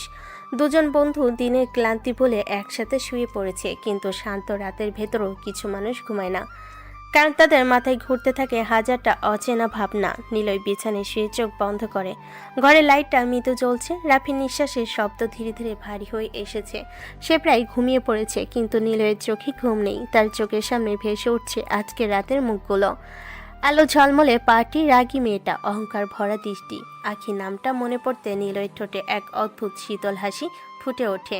সে মনে মনে বলে, বড়লোক বাবার অহংকারী মেয়ে। তার কণ্ঠে কোনো রাগ নেই, বরং এক ধরনের অবজ্ঞা, যেন এই নামটা তার কাছে খুবই সাধারণ কিছু, কিন্তু অজানা কারণে সেই মুখটা বারবার তার মনে ফিরে আসছে। পাশে শুয়ে থাকা রাফি নড়ে চড়ে উঠে আধো ঘুমে বলে, নিলয়, ঘুমাস না, কাল আবার কাজ আছে। নিলয় ধীরে মাথা ঘুরিয়ে তার দিকে তাকায়, তারপর হালকা গলায় বলে, ঘুম আসছে, চেষ্টা করছি। রাফি আবার একবার হেসে নেয়, তারপর ধীরে ধীরে ঘুমের গভীরে হারিয়ে যায়। নিলয় আবার ছাদের দিকে তাকিয়ে থাকে, তার চোখ ধীরে ধীরে ভারী হয়ে আসে, আর কিছুক্ষণ পর ঘুমের অন্ধকারে হারিয়ে যায় সে। কিন্তু ভোরের আলো ফুটতেই শহরটা আর আগের মতো থাকে না। টিভি স্ক্রিন, মোবাইল নিউজ, পত্রিকার হেডলাইন, সব জায়গায় শুধু একটাই খবর, শহরে বড় ব্যবসায়ী খুন। একটা ভয়ঙ্কর নীরবতা ছড়িয়ে পড়ে পুরো শহর জুড়ে। মানুষ আতঙ্কে একে অপরের দিকে তাকায়। কে করেছে, কেন করেছে, কিছুই পরিষ্কার না, শুধু একটা নাম বারবার ঘুরছে, এনকে। পুলিশ রিপোর্টে বলা হয়, ঘটনাস্থলে কোনো স্পষ্ট প্রমাণ নেই, না কোনো সাক্ষী, না কোনো ক্লু, শুধু একটা ঠান্ডা বার্তা রেখে গেছে কেউ। আর সেই নামটাই আতঙ্ক হয়ে দাঁড়ায় শহরের জন্য, কারণ এনকে। এই প্রশ্নের কোনো উত্তর কারোর কাছে নেই। নিউজে বিশ্লেষকরা কথা বলছে, রাজনৈতিক মহলে চাপা উত্তেজনা, ব্যবসায়ীদের মধ্যে ভয়, সবটাই শুধু একটাই কথা বলছে, এটা কোনো সাধারণ খুন না, এটা একটা বার্তা, কিন্তু কার কাছ থেকে কেউ জানে না। আর শহরের এক ছোট্ট রুমে নিলয় তখনও ঘুমিয়ে, তার মুখে কোনো পরিবর্তন নেই, যেন এই বিশাল শহরের আলোড়ন তার ঘুমকে স্পর্শ করতে পারে না, কারণ তার কাছে এই খবর নতুন কিছু না, বরং আরেকটা সাধারণ রাতের ফলাফল। ভোরের নরম আলো ধীরে ধীরে জানালার ফাঁক দিয়ে ঘরের ভেতরে ঢুকে পড়ে। রাতের অন্ধকার, গোপন রহস্য আর ভয়ঙ্কর ঘটনাগুলো যেন সকালের আলোয় মুছে যেতে চায়, কিন্তু কিছু সত্য কখনোই মুছে যায় না। নিলয়ের চোখ ধীরে ধীরে খুলে যায়, কিছুক্ষণ ছাদের দিকে তাকিয়ে থাকে, তারপর ধীরে উঠে বসে। এত বেলা হয়ে গেছে, কাজে যেতে হবে, দ্রুত কিছু নাস্তা বানাতে হবে। মুখে আবার সেই সাধারণ দিনের ছাপ, যেন রাতের সবকিছু ছিল শুধু একটা স্বপ্ন। পাশে তাকিয়ে দেখে রাফি এখনো ঘুমাচ্ছে। নিলয় হালকা করে হাসে, তারপর আস্তে করে উঠে রান্নাঘরের দিকে যায়। ছোট চুলায় পানি বসায়, ডিম ভাজে আর দুটো রুটি বানায়। খুব সাধারণ একটা নাস্তা, কিন্তু সেই সাধারণতার মধ্যে একটি শান্তি লুকিয়ে আছে। কিছুক্ষণ পর রাফিও উঠে পড়ে, চোখ ঘষতে ঘষতে এসে বলে, আজ তো দেখি তুই শেফ হয়ে গেছিস। নিলয় হালকা হেসে প্লেটটা তার সামনে এগিয়ে দেয়, তারপর শান্ত কণ্ঠে বলে, যা আছে তাই খেয়ে নে। দুজনেই একসাথে বসে নাস্তা করতে থাকে। রাফি মাঝে মাঝে মজা করে, নিলয়ও হালকা হাসে। এই সময়টাই তারা শুধু দুজন মানুষ না, কোনো ভয় নেই, কোনো রহস্য নেই, শুধু বন্ধুত্ব আর সাধারণ জীবন। নাস্তা শেষ করে দুজনেই নিজেদের কাজে বের হওয়ার প্রস্তুতি নেয়। নিলয় তার ব্যাগটা কাঁধে তুলে নেয়, মুখে আবার সে ক্লান্ত ডেলিভারি বয়ের ভাব, আর ভেতরে লুকিয়ে রাখে অন্য পরিচয়। কিছুক্ষণ পর সে পৌঁছে যায় তার কাজের জায়গায়। দোকানের ভেতর তখন আগের মতোই ব্যস্ততা, অর্ডার, প্যাকেট, মানুষের চিৎকার, সবকিছু মিলিয়ে এক বিশৃঙ্খল পরিবেশ। ম্যানেজার তাকে ডাক দেয়। নিলয়, আজ কিন্তু অনেক ডেলিভারি আছে, সব জায়গায় ঘুরে ঘুরে দিতে হবে, লেট করা যাবে না। নিলয় মাথা নাড়িয়ে ব্যাগটা নেয়, তারপর একটার পর একটা অর্ডার নিতে শুরু করে। ঠিক তখনই ম্যানেজার হঠাৎ গলা নামিয়ে বলে। শুনেছিস? নিলয় থেমে যায়। ম্যানেজার চারপাশে তাকিয়ে বলে। এই এনকে আবার একজনকে খুন করেছে, পুরো শহর তুলপাড়, পুলিশ কিছুই করতে পারছে না, ভয়ঙ্কর একটা লোক মনে হয়। নিলয়ের চোখ এক সেকেন্ডের জন্য অদ্ভুত একটা ঝিলিক খেলে যায়, কিন্তু সে সেটা লুকিয়ে ফেলে। মুখে একদম স্বাভাবিক ভাব এনে বলে। পাপী মানুষকে দুনিয়া থেকে কমিয়ে দেওয়াই ভালো। তার কণ্ঠে কোনো উত্তেজনা নেই, শুধু একটা সাধারণ মন্তব্য, কিন্তু সেই কথার ভেতর লুকিয়ে আছে এক ভয়ঙ্কর সত্য, যেটা কেউ বুঝতে পারে না। ম্যানেজার হালকা হেসে বলে। তা ঠিকই বলেছো, কিন্তু এসব থেকে দূরে থাকাই ভালো। আমাদের মতো সাধারণ মানুষের এসব নিয়ে মাথা ঘামানোর দরকার নেই। নিলয় কোনো উত্তর দেয় না, শুধু হালকা হাসে, তারপর আবার কাজে ব্যস্ত হয়ে পড়ে। কিন্তু তার চোখের ভেতরে যে অন্ধকারটা লুকিয়ে আছে তা একদিন পুরো শহরকে গ্রাস করবে, আর তখন সবাই জানতে পারবে এনকে কে। দোকানের ভেতরে ব্যস্ততা যেন ধীরে ধীরে আরও বেড়ে চলেছে। একটার পর একটা অর্ডার আসছে, মানুষের চিৎকার, প্যাকেটের শব্দ, ফোনে রিং, সব মিলিয়ে এক বিশৃঙ্খল পরিবেশ। আর সেই বিশৃঙ্খলার মাঝে দাঁড়িয়ে আছে নিলয়, মুখে সাধারণ ক্লান্তি, কিন্তু কাজের প্রতি এক অদ্ভুত মনোযোগ। সে একটার পর একটা খাবারের প্যাকেট গুছিয়ে নেয়, সাবধানে ব্যাগে রাখে, প্রতিটা জিনিস ঠিকঠাক আছে কিনা চেক করে, কারণ ভুল করার সুযোগ নেই। এই সাধারণ কাজটাই তার ছদ্মবেশে সব প্রস্তুত হয়ে গেল। সে ব্যাগটা কাঁধে তোলে, বাইকের কাছে গিয়ে সব প্যাকেট সুন্দর করে সেট করে রাখে, একটা গভীর শ্বাস নেয়, তারপর ইঞ্জিন স্টার্ট দেয়। বাইকটা ধীরে ধীরে রাস্তায় নেমে আসে। শহরের ব্যস্ত রাস্তা, চারপাশে গাড়ির হর্ন, মানুষের ভিড়, সব কিছুর মাঝে সে দক্ষভাবে বাইক চালিয়ে এগিয়ে যেতে থাকে। সময় কম, ডেলিভারি অনেক, তাই সে একটু স্পিড বাড়ায়। একটা মোড় ঘুরতেই হঠাৎ ধরম একটা গাড়ি এসে জোরে ধাক্কা দেয় তার বাইকে। সবকিছু এক মুহূর্তে এলোমেলো হয়ে যায়, বাইকের ব্যালেন্স নষ্ট হয়ে যায়, খাবারের প্যাকেটগুলো ছিটকে পড়ে রাস্তায়, কিছু খাবার মাটিতে ছড়িয়ে পড়ে। চারপাশে মানুষ থেমে থাকে, কেউ ফিসফাস করে, কেউ শুধু দৃশ্যটা উপভোগ করে। কিন্তু নিলয়, সে ধীরে ধীরে উঠে দাঁড়ায়, তার চোখে তখন রাগ স্পষ্ট, মুঠো শক্ত হয়ে গেছে। সে গাড়ির দিকে তাকিয়ে রেগে বলে ওঠে। ড্রাইভ করতে পারেন না? চোখ আছে নাকি নেই দেখে চালাতে পারেন না? তার কণ্ঠে এবার সেই চেপে রাখা রাগ বের হয়ে আসে। সে সাধারণ লুকিয়ে রাখে। গাড়ির দরজা ধীরে খুলে যায়, ভেতর থেকে বেরিয়ে আসে আখি। দামি পোশাক, চোখে সানগ্লাস, চেহারায় আগের দিনের সেই অহংকার নেমেই বিরক্ত মুখে চারপাশে তাকায়। তারপর নিলয়ের দিকে চোখ যায়। এক সেকেন্ডের জন্য দুজনের চোখে চোখ পড়ে, দুজনেই চিনে ফেলে একে অপরকে, কিন্তু কেউ সেটা প্রকাশ করে না। আখি ঠান্ডা গলেই বলে। তুমি কানা নাকি? এভাবে রাস্তার মাঝে এসে পড়ো কেন শুনি? কথাটা শুনতে নিলয়ের রাগ যেন দ্বিগুণ হয়ে যায়। তার চোখে এবার সেই ভয়ঙ্কর ঝিলিকটা ফিরে আসে। সে এক পা এগিয়ে আসে। আমি কানা? তার কণ্ঠ এবার নিচু, কিন্তু ভীষণ তীক্ষ্ণ। সে প্রতিটা শব্দে লুকিয়ে আছে আগুন। গাড়ি চালানোর আগে নিজের চোখটা চেক করে নেবেন, কারণ ভুলটা আপনার। চারপাশে মানুষ আবার ফিসফাস শুরু করে, পরিস্থিতি আবার উত্তপ্ত হয়ে উঠছে। আখির চোখ সরু হয়ে আসে। সে এমন ব্যবহার সহ্য করার মানুষ না। আর নিলয়, সে তো কখনোই মাথা নিচু করে থাকার মানুষ না। দুজনের মাঝে দাঁড়িয়ে আছে রাস্তা ছড়িয়ে থাকা খাবার, আর সেই খাবারের মতোই তাদের সম্পর্কে শুরুটা হয়ে গেল এলোমেলো, যার শেষ কোথায় কেউ জানে না। রাস্তায় ছড়িয়ে থাকা খাবারের প্যাকেটগুলো যেন পুরো পরিস্থিতিটাকে আরও বিচ্ছিরি করে তুলেছে। চারপাশে মানুষের ভিড় জমে গেছে, কেউ মোবাইল বের করে ভিডিও করছে, কেউ আবার দাঁড়িয়ে দাঁড়িয়ে মজা দেখছে। আর সেই ভিড়ের মাঝখানে দাঁড়িয়ে আছে দুজন সম্পূর্ণ ভিন্ন জগতের মানুষ, কিন্তু দুজনের চোখেই একই আগুন। আখির মুখটার আগে লাল হয়ে উঠেছে। তার অভ্যস্ত জীবন, যেখানে সবাই মাথা নিচু করে কথা বলে, সেখানে সেই ছেলেটার এমন জবাব সে কিছুতেই মেনে নিতে পারছে না। সে এক ধাপ এগিয়ে এসে তীক্ষ্ণ গলায় বলে। ছোট লোক, আবার তর্ক করো তুমি? কথাটা যেন বাতাসে ছুরির মতো কেটে যায়। চারপাশে দাঁড়িয়ে থাকা কয়েকজন অবাক হয়ে তাকায়, কেউ কেউ মুখ চাওয়াচাই করে, কিন্তু নিলয় সে একটুও নড়ে না। তার চোখ আবারও ঠান্ডা হয়ে যায়। সে ধীরে মাথা তুলে আখির দিকে তাকায়, তার ঠোঁটে হালকা এক ব্যঙ্গাত্মক হাসি। উচিত কথা বলা তর্ক না। তার গলায় কোনো চিৎকার নেই, কিন্তু সেই শান্ত স্বরটা যেন আরো বেশি ধারালো। আখির ভেতরের রাগটা যেন আরো জ্বলে ওঠে। তোমার সাহস তো কম না, আমার সাথে এইভাবে কথা বলো? তুমি জানো আমি কে?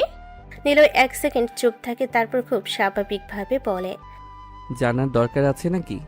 ভুল করলে ভুলই বলবো, আপনি যেই হন না কেন। এই কথাটা যেন আখির অহংকারে সরাসরি আঘাত করে। তার চোখে এবার স্পষ্ট অপমানের ছাপ। সে একদম কাছে এসে দাঁড়ায়। দুজনের মাঝে দূরত্ব এখন খুবই কম।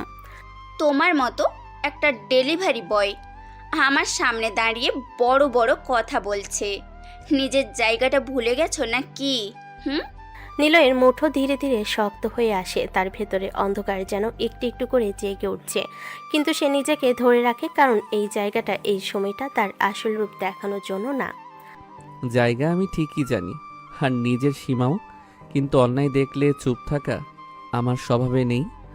চারপাশে উত্তেজনা চরমে উঠে যায়। মানুষজন ফিসফিস করছে, কেউ কেউ ভাবছে এখনই হয়তো বড় কিছু হয়ে যাবে। আখি রাগে কাঁপছে, নিলয় দাঁড়িয়ে আছে স্থির। দুজনের মাঝে যেন এক অদৃশ্য যুদ্ধ চলছে। একটা সাধারণ দুর্ঘটনা পরিণত হলো এক ভয়ঙ্কর সংঘর্ষে, যেখানে কেউই হার মানতে রাজি না। আর এই সংঘর্ষ শুধু একটা ঝামেলা না, এটা শুরু দুই জগতের দুই মানুষকে একসাথে বেঁধে দেওয়ার, যার পরিণতি হবে আরও ভয়ঙ্কর। রাস্তায় জমে থাকা ভিড় এখন আরও ঘন হয়ে উঠেছে। মানুষজন থেমে গেছে, কারো চোখে কৌতূহল, কারো চোখে ভয়, আর মাঝখানে দাঁড়িয়ে আছে দুজন আগুনের মতো মানুষ। আখির ধৈর্য এবার পুরোপুরি শেষ হয়ে যায়। তার চোখ রাগে লাল, ঠোঁট কাঁপছে। সে এক ঝটকায় সামনে এগিয়ে এসে তীক্ষ্ণ কণ্ঠে বলে, তোমার চাকরিটা না খেয়ে দিব, তখন বুঝবে এত বড় বড় কথা কোথায় যায়। চারপাশে এক মুহূর্তের জন্য নীরবতা নেমে আসে। সবাই তাকিয়ে আছে নিলয়ের দিকে। এবার হয়তো সে ভয় পাবে, চুপ হয়ে যাবে, কিন্তু নিলয় শুধু হালকা করে হাসে, একটা অদ্ভুত ঠান্ডা হাসি, যেটা দেখে বোঝা যায় এই হুমকি তার কাছে কোনো মূল্যই রাখে না। নিলয় ধীরে বলে, ক্ষমতা থাকলে চাকরি খেয়ে দেখান। কথাটা যেন সরাসরি আখির অহংকারে আগুন ঢেলে দেয়। সে এক মুহূর্ত দেরি করে না, রাগে ফোন বের করে ফেলে, দ্রুত একটা নাম ডায়াল করে, ফোনটা কানে দিয়ে দাঁড়িয়ে থাকে। চারপাশে সবাই নিঃশব্দে আটকে যায়। কিছুক্ষণ পর ওপাশ থেকে কল রিসিভ হয়। বাবা, একটা ছেলেকে এখনই চাকরি থেকে বের করে দিতে হবে। আমার সাথে বাজে ব্যবহার করেছে, আমি ওকে এখানে দেখতে চাই না। ওপাশে কয়েক সেকেন্ড নীরবতা, তারপর শান্ত গম্ভীর কণ্ঠ ভেসে আসে, কি বলছো তুমি? কারোর চাকরি এভাবে খাওয়া যায় না, বিনা অপরাধে তো একদমই না। আখি যেন নিজের কানকে বিশ্বাস করতে পারে না। তার চোখ বড় হয়ে যায়। সে আবার বলে, বাবা, তুমি বুঝছো না, ও আমার সাথে তর্ক করেছে, আমাকে অপমান করেছে। তর্ক করা অপরাধ না আখি, আর তুমি যদি ভুল করো তাহলে সেটা মেনে নেওয়াও শিখতে হবে। ক্ষমতা মানে অন্যায় করা না। এই কথাগুলো যেন আখির জন্য আরো বড় আঘাত হয়ে দাঁড়ায়। তার রাগ এবার দ্বিগুণ হয়ে যায়, চোখে অপমানের ছাপ। সে আর কিছু না বলে ফোনটা কেটে দেয়। চারপাশে দাঁড়িয়ে থাকা মানুষগুলো নিঃশব্দে সবকিছু দেখছে, কারো মুখে চাপা হাসি, কারো চোখে বিস্ময়। আখি দাঁড়িয়ে আছে মুঠো শক্ত করে। তার রাগ এখন আর শুধু নিলয়ের ওপর না, নিজের বাবার কথাতেও। নিলয় চুপচাপ সব দেখছিল, তার ঠোঁটে আবার সেই হালকা রহস্যময় হাসি। সে কিছু বলে না, কারণ এই লড়াইটা এখনো শুরুই হয়েছে, শেষ তো অনেক দূর। আর আখি, সে প্রথমবার বুঝতে পারছে সবকিছু তার ইচ্ছে মতো হয় না, কিন্তু এই অপমান, এই অস্বীকার সে কিছুতেই ভুলবে না। রাস্তায় জমে থাকা উত্তেজনা ধীরে ধীরে থিতিয়ে আসে। মানুষজন একে একে সরে যেতে থাকে, কিন্তু আখির ভেতরের আগুনটা কিছুতেই নিভে না। তার চোখে এখনো অপমানের ছাপ, রাগে তার নিঃশ্বাস ভারী হয়ে উঠছে। সে আর এক মুহূর্ত দাঁড়িয়ে থাকে না, এক ঝটকায় গাড়ি দরজা খুলে ভেতর উঠে বসে, দরজাটা জোরে বন্ধ করে দেয়। তার সেই আচরণে বোঝা যায় সে এখন কতটা রেগে আছে। গাড়িটা স্টার্ট নেই, এক ঝটকায় সামনে এগিয়ে যায়, পেছনে পড়ে থাকে ছড়িয়ে থাকা খাবার আর দাঁড়িয়ে থাকা নিলয়। নিলয় কিছুক্ষণ চুপচাপ দাঁড়িয়ে থাকে, তার চোখে কোনো দুঃখ নেই, শুধু একটা অদ্ভুত চিন্তার ছায়া। তারপর ধীরে ধীরে সে নিচে পড়ে থাকা প্যাকেটগুলোর দিকে তাকায়। সব খাবার নষ্ট হয়ে গেছে, ডেলিভারি দেওয়ার মতো কিছুই নেই। সে একটা দীর্ঘশ্বাস ফেলে, তারপর বাইকটা তুলে আর দোকানের দিকে রওনা দেয়। শহরের ভিড়ের মাঝে আবার মিশে যায় একজন সাধারণ ডেলিভারি বয়ের মতো। দোকানে ঢুকতে ম্যানেজার অবাক হয়ে তাকায়। এ নিলয়, ফিরে এলে কেন? ডেলিভারি দিলা না? নিলয় শান্তভাবে ব্যাগটা নামিয়ে রাখে, তার কণ্ঠে কোনো অস্থিরতা নেই। খাবারগুলো পড়ে নষ্ট হয়ে গেছে, আমার বেতন থেকে কেটে নেবেন। কথাটা শুনে ম্যানেজার কয়েক সেকেন্ড চুপ হয়ে থাকে, তারপর একটু বিরক্ত হয়ে বলে, বেতন থেকে কাটতে হবে কেন? অ্যাক্সিডেন্ট হতেই পারে, এটা তো ইচ্ছা করে করো নাই। সে আবার প্যাকেটগুলোর দিকে তাকায়, তারপর একটু নরম গলায় বলে, এগুলো বাদ দাও, নতুন করে প্যাকেট বানিয়ে দিচ্ছি, আবার ডেলিভারি দিয়ে আসো। নীলের কিছু না বলে শুধু মাথা নাড়ে। তার ভেতরে যেন সবকিছু খুব সহজভাবে গ্রহণ করার অভ্যাস হয়ে গেছে। কোনো অভিযোগ নেই, কোনো অজুহাত নেই, শুধু কাজ। আবার নতুন করে খাবার প্যাকেট করা হয়, নীলই সেগুলো যত্ন করে ব্যাগে ভরে। বাইকের কাছে গিয়ে সব ঠিকঠাক করে সেট করে, একটা গভীর শ্বাস নেয়। তার চোখে আবার সেই সাধারণ ক্লান্তি, কিন্তু কোথাও যেন লুকিয়ে আছে অন্যরকম কিছু, যাকে ও দেখতে পায় না। সে বাইকে উঠে বসে, ইঞ্জিন স্টার্ট দেয়, আর ধীরে ধীরে আবার রাস্তায় বেরিয়ে পড়ে, একটা সাধারণ কাজের অজুহাতে, একটা অস্বাভাবিক জীবনের গল্প নিয়ে, যেখানে প্রতিটা দিন নতুন কোনো ঘটনার অপেক্ষায় থাকে। গাড়িটা দ্রুত শহরের রাস্তা পেরিয়ে এসে থামে এক নামী রেস্টুরেন্টের সামনে। চারপাশে ঝকমকে আলো, গ্লাসের দেওয়ালে প্রতিফলিত হচ্ছে শহরের রঙিন জীবন। যেন এখানে কোনো রাগ, কোনো অপমানের জায়গা নেই। কিন্তু আখির ভেতরে তখনও ঝড় বইছে। গাড়ি থেকে নেমে সে দ্রুত ভেতরে ঢুকে যায়। তার হাঁটার ভঙ্গিতেই বোঝা যায় সে এখনও রাগটা সামলাতে পারছে না।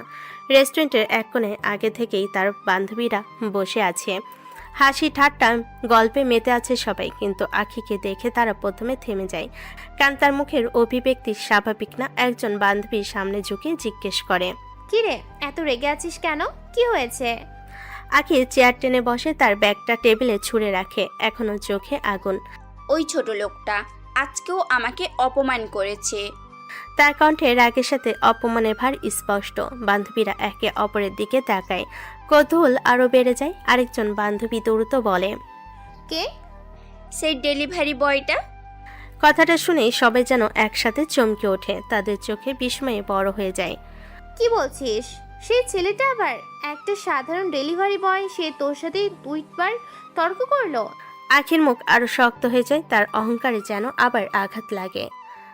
হ্যাঁ, আর আজ তো সীমা ছাড়িয়ে গেছে, রাস্তার মাঝে দাঁড়িয়ে আমার সাথে তর্ক করেছে।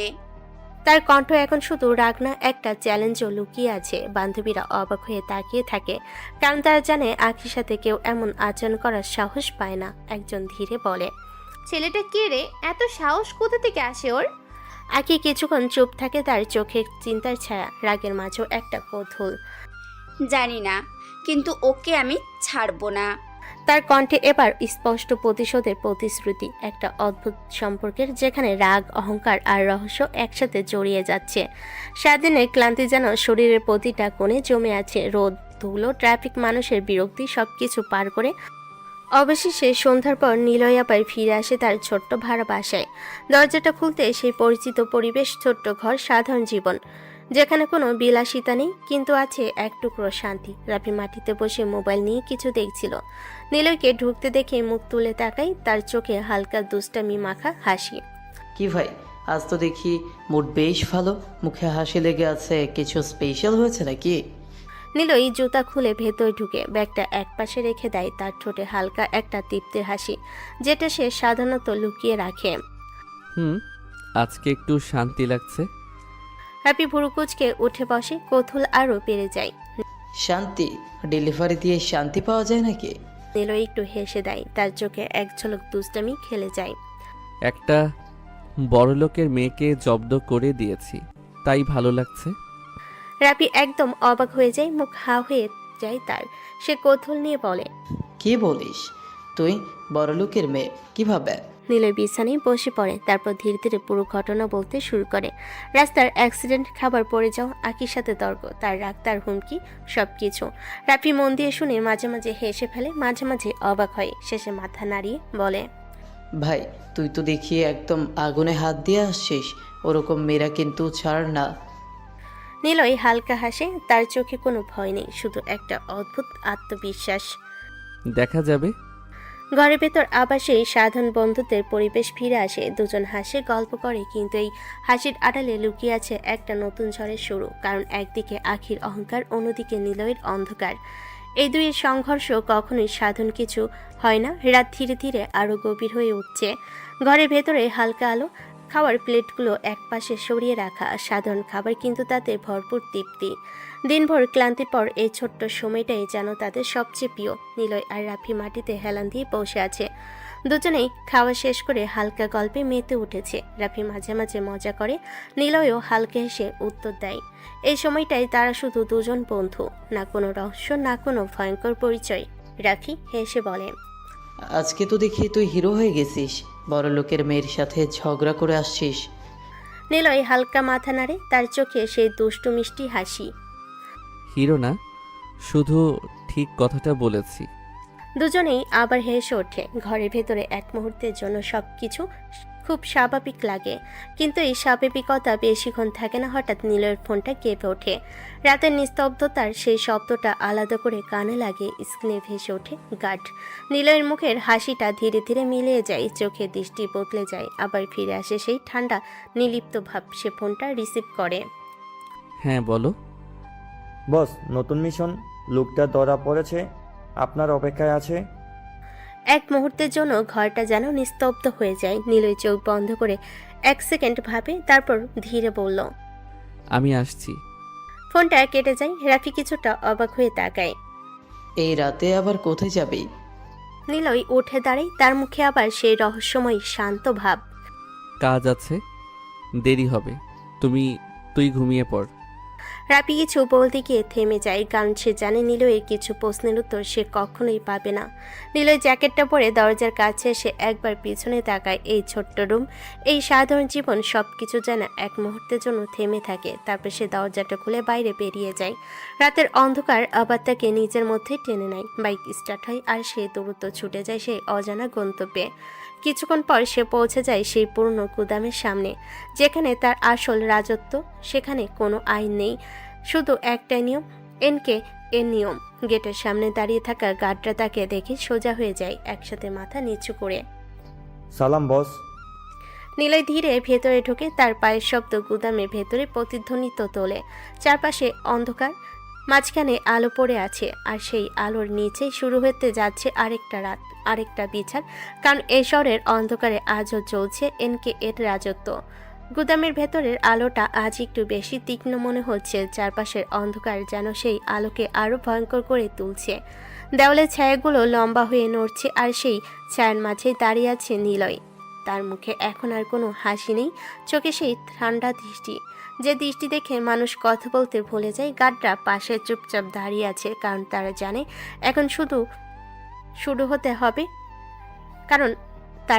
এখন শুরু হবে বিচার। একজন গার্ড সামনে এগিয়ে এসে নিচু গলায় বলে, বস, নতুন একজনকে তুলে এনেছি।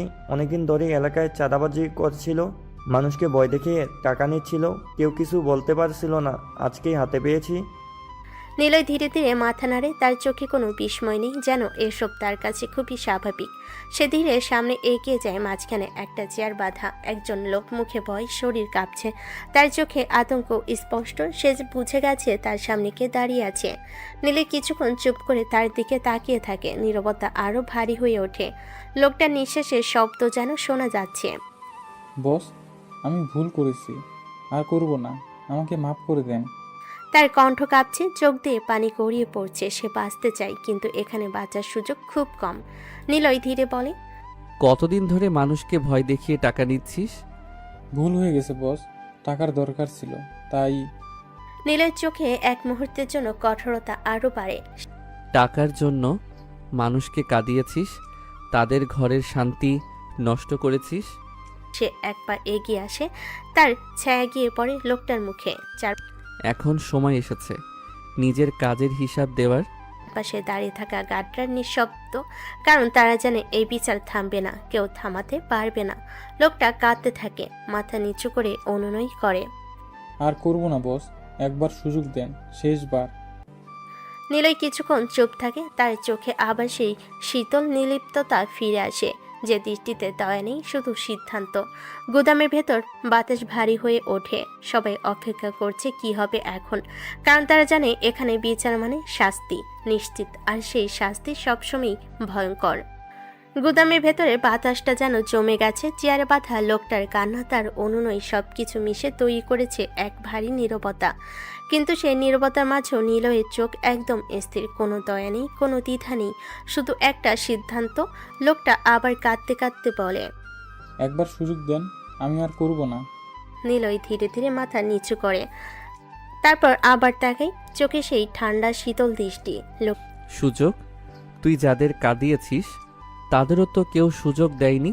লোকটা থেমে যায়, তার মুখে আর কোনো কথা থাকে না, কারণ সে বুঝে গেছে এখানে আর কোনো পথ খোলা নেই। নিলয় ধীরে ধীরে বন্দুকটা তুলে 1 মুহূর্ত, 2 মুহূর্ত, তারপর থাম, গুলির শব্দ গুদামের দেওয়ালে প্রতিধ্বনি হয়ে ফিরে আসে। লোকটার শরীর নিস্তব্ধ হয়ে যায়, সবকিছু এক মুহূর্তে শেষ। নিলয় কিছুক্ষণ দাঁড়িয়ে থাকে, তার মুখে কোনো পরিবর্তন নেই, যেন এটা তার কাছে খুবই স্বাভাবিক একটা কাজ শেষ।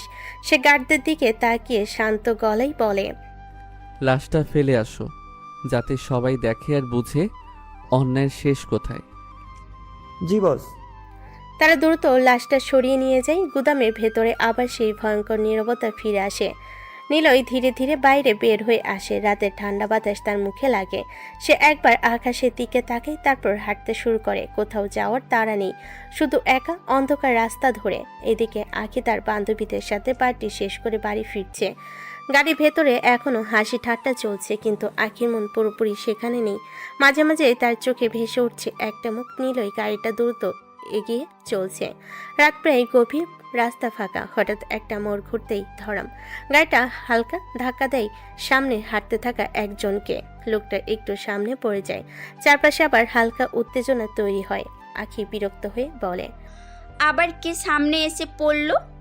সে দ্রুত দরজা খুলে নিচে নামে। রাগে মুখ শক্ত, কিন্তু সামনে তাকাতে তার চোখ থেমে যায়। ওই একই মুখ, ওই একই দৃষ্টি। নিলয় ধীরে ধীরে উঠে দাঁড়ায়, তার কাপড়ে ধুলো লেগেছে, চোখে আবার সেই রাগে ঝিলিক। সে তাকাই আঁখির দিকে। আপনি কি ইচ্ছে করে করেন, নাকি গাড়ি চালাতে পারেন না? তার কণ্ঠে এবার স্পষ্ট বিরক্তি, আর ভেতরে জমে থাকা রাগ। আঁখিও একদম চুপ থাকে না, তার চোখে আবার সেই আগুন। তুমি আবার? দুজনে চোখে চোখ পড়ে। রাতের অন্ধকারে আবার শুরু হয় এক নতুন সংঘর্ষ, যার শেষ কোথায় কেউ জানে না। রাতের নির্জন রাস্তা, স্ট্রিট লাইটের হলুদ আলোয় দুজন মানুষ দাঁড়িয়ে আছে মুখোমুখি। চারপাশ নিস্তব্ধ, কিন্তু সেই নিস্তব্ধতার মাঝে যেন জ্বলে উঠছে এক অদৃশ্য আগুন। দুজনের চোখে রাগ, দুজনের ভেতরে জেদ। আঁখি এক পা এগিয়ে আসে, তার চোখে তীব্র সন্দেহ। ঠোঁট শক্ত করে চেপে ধরে তীক্ষ্ণ গলায় বলে, ছোট লোক, তুমি কি আমাকে ফলো করছো না কি? কথাটা বাতাসে ছড়িয়ে পড়তেই চারপাশে নীরবতা যেন আরো ভারী হয়ে ওঠে। নিলয়ের চোখ সরু হয়ে আসে, তার ঠোঁটে হালকা একটা তাচ্ছিলের হাসি ফুটে ওঠে। সে ধীরে ধীরে মাথা কাত করে তাকায় আঁখির দিকে। আপনাকে ফলো করব কোন দুঃখে? বড়লোক বাবার বকে যাওয়া মেয়ে, আপনার পেছনে ঘোরার মতো সময় আমার নেই। এই কথাটা যেন সরাসরি আঁখির অহংকারে আঘাত করে। তার চোখ মুহূর্তেই রাগে জ্বলে ওঠে, মুখ শক্ত হয়ে যায়। সে আর নিজেকে সামলাতে পায় না, রাগে আগুন হয়ে উঠে যায়। তুমি নিজের সীমা ভুলে গেছো মনে হচ্ছে। একটা ডেলিভারি বয় হয়ে আমার সাথে এভাবে কথা বলছো তুমি? তার কণ্ঠে এখন শুধু রাগ না, অপমান, অহংকার আর ক্ষোভ সব একসাথে মিশে গেছে। আঁখি একের পর এক কড়া কথা বলতে থাকে। কথাগুলো ধারালো, যেন প্রতিটা শব্দ দিয়ে সে নিজেকে আঘাত করতে চাইছে। চারপাশের বাতাস ভারী হয়ে ওঠে। রাতের নীরবতা যেন তাদের তর্কের শব্দে ভেঙে পড়েছে। নিলয় চুপচাপ দাঁড়িয়ে থাকে, তার চোখে এবার সেই ভয়ঙ্কর শান্তি, যে শান্তি ঝড়ের আগে নীরবতার মতো। সে কিছু বলে না, শুধু তাকিয়ে থাকে, আর তার সেই চেনা চাহনি আঁখির রাগের আগুনকে আরো উস্কে দেয়। দুজনের মাঝে দূরত্ব খুব কম, কিন্তু সেই দূরত্বের ভেতর জমে আছে অহংকার, রাগ আর অজানা এক টান, যা তারা কেউই এখনো বুঝতে পারছে না। রাতের বাতাসে এখনো ঝুলে আছে তর্কের উত্তাপ। স্ট্রিট লাইটের নিচে দাঁড়িয়ে থাকা দুজন মানুষের মাঝের দূরত্বটা যেন হঠাৎ করেই অনেক বেড়ে যায়। নিলয় আর এক মুহূর্ত দাঁড়িয়ে থাকে না, সে ধীরে ধীরে ঘুরে দাঁড়ায়। তার চোখে সেই চিরচেনা ঠান্ডা দৃষ্টি, মুখে কোনো কথা নেই, কিন্তু তার হাঁটার ভঙ্গিতে বোঝা যায় এই তর্ক তার কাছে শেষ। সে চলে যাচ্ছে ধীরে ধীরে, অন্ধকারের মাঝে মিলিয়ে যায় তার ছায়া, যেন সে কখনোই এখানে ছিল না, কিন্তু তার উপস্থিতির ছাপটা রয়ে যায়। আখির মনে তার রাগ, তার অহংকার। আখি দাঁড়িয়ে থাকে কিছুক্ষণ, মুঠো শক্ত করে, তারপর বিরক্ত হয়ে গাড়ির দিকে ফিরে যায়। দরজাটা খুলে জোরে বসে পড়ে ভেতরে, দরজাটা ধাক্কা দিয়ে বন্ধ করে দেয়। গাড়ির ভেতরে এক মুহূর্তের জন্য নীরবতা নেমে আসে। বান্ধবীরা একে অপরের দিকে তাকায়, তারপর একজন ধীরে বলে, ছেলেটার অনেক সাহস আছে, তোকে তো একদম পাত্তাই দেয় না। কথাটা শুনেই আখির রাগ যেন আবারও জ্বলে ওঠে, তার চোখে আগুন, ঠোঁট শক্ত হয়ে যায়। সে তীক্ষ্ণ গলায় বলে, এইসব ছোট লোকরা না নিজেদের হিরো মনে করে, আসলে তারা জিরো ছাড়া আর কিছুই না। তার কণ্ঠে অবজ্ঞা, নিজেকে বোঝানোর চেষ্টা, কিন্তু ভেতরে কোথাও যেন একটা খচখচানি, যেটি সে নিজেও বুঝতে চাইছে না। বান্ধবীরা চুপ হয়ে যায়, কারণ তারা বুঝতে পারছে আখি যতই কথাই ছোট করুক, ছেলেটা তাকে নাড়িয়ে দিয়ে গেছে। গাড়িটা ধীরে স্টার্ট নেই, রাতের ফাঁকা রাস্তা ধরে এগিয়ে যায়। কিন্তু সেই রাতের ঘটনাগুলো এখানেই শেষ না, কারণ একটা সাধারণ ঝগড়া ধীরে ধীরে রূপ নিচ্ছে একটা অদ্ভুত সম্পর্কের শুরুতে, যেখানে কেউ কাউকে সহ্য করতে পারে না, কিন্তু কেউ কাউকে এড়িয়েও যেতে পারে না। রাত তখন আরো গভীর, শহরের আলো ধীরে ধীরে কমে এসেছে, রাস্তা ফাঁকা, বাতাসে ঠান্ডা একটা নিস্তব্ধতা। এই নিস্তব্ধতার মাঝে ক্লান্ত পা ফেলে নিজের ভাড়া বাসার সামনে এসে দাঁড়ায় নিলয়।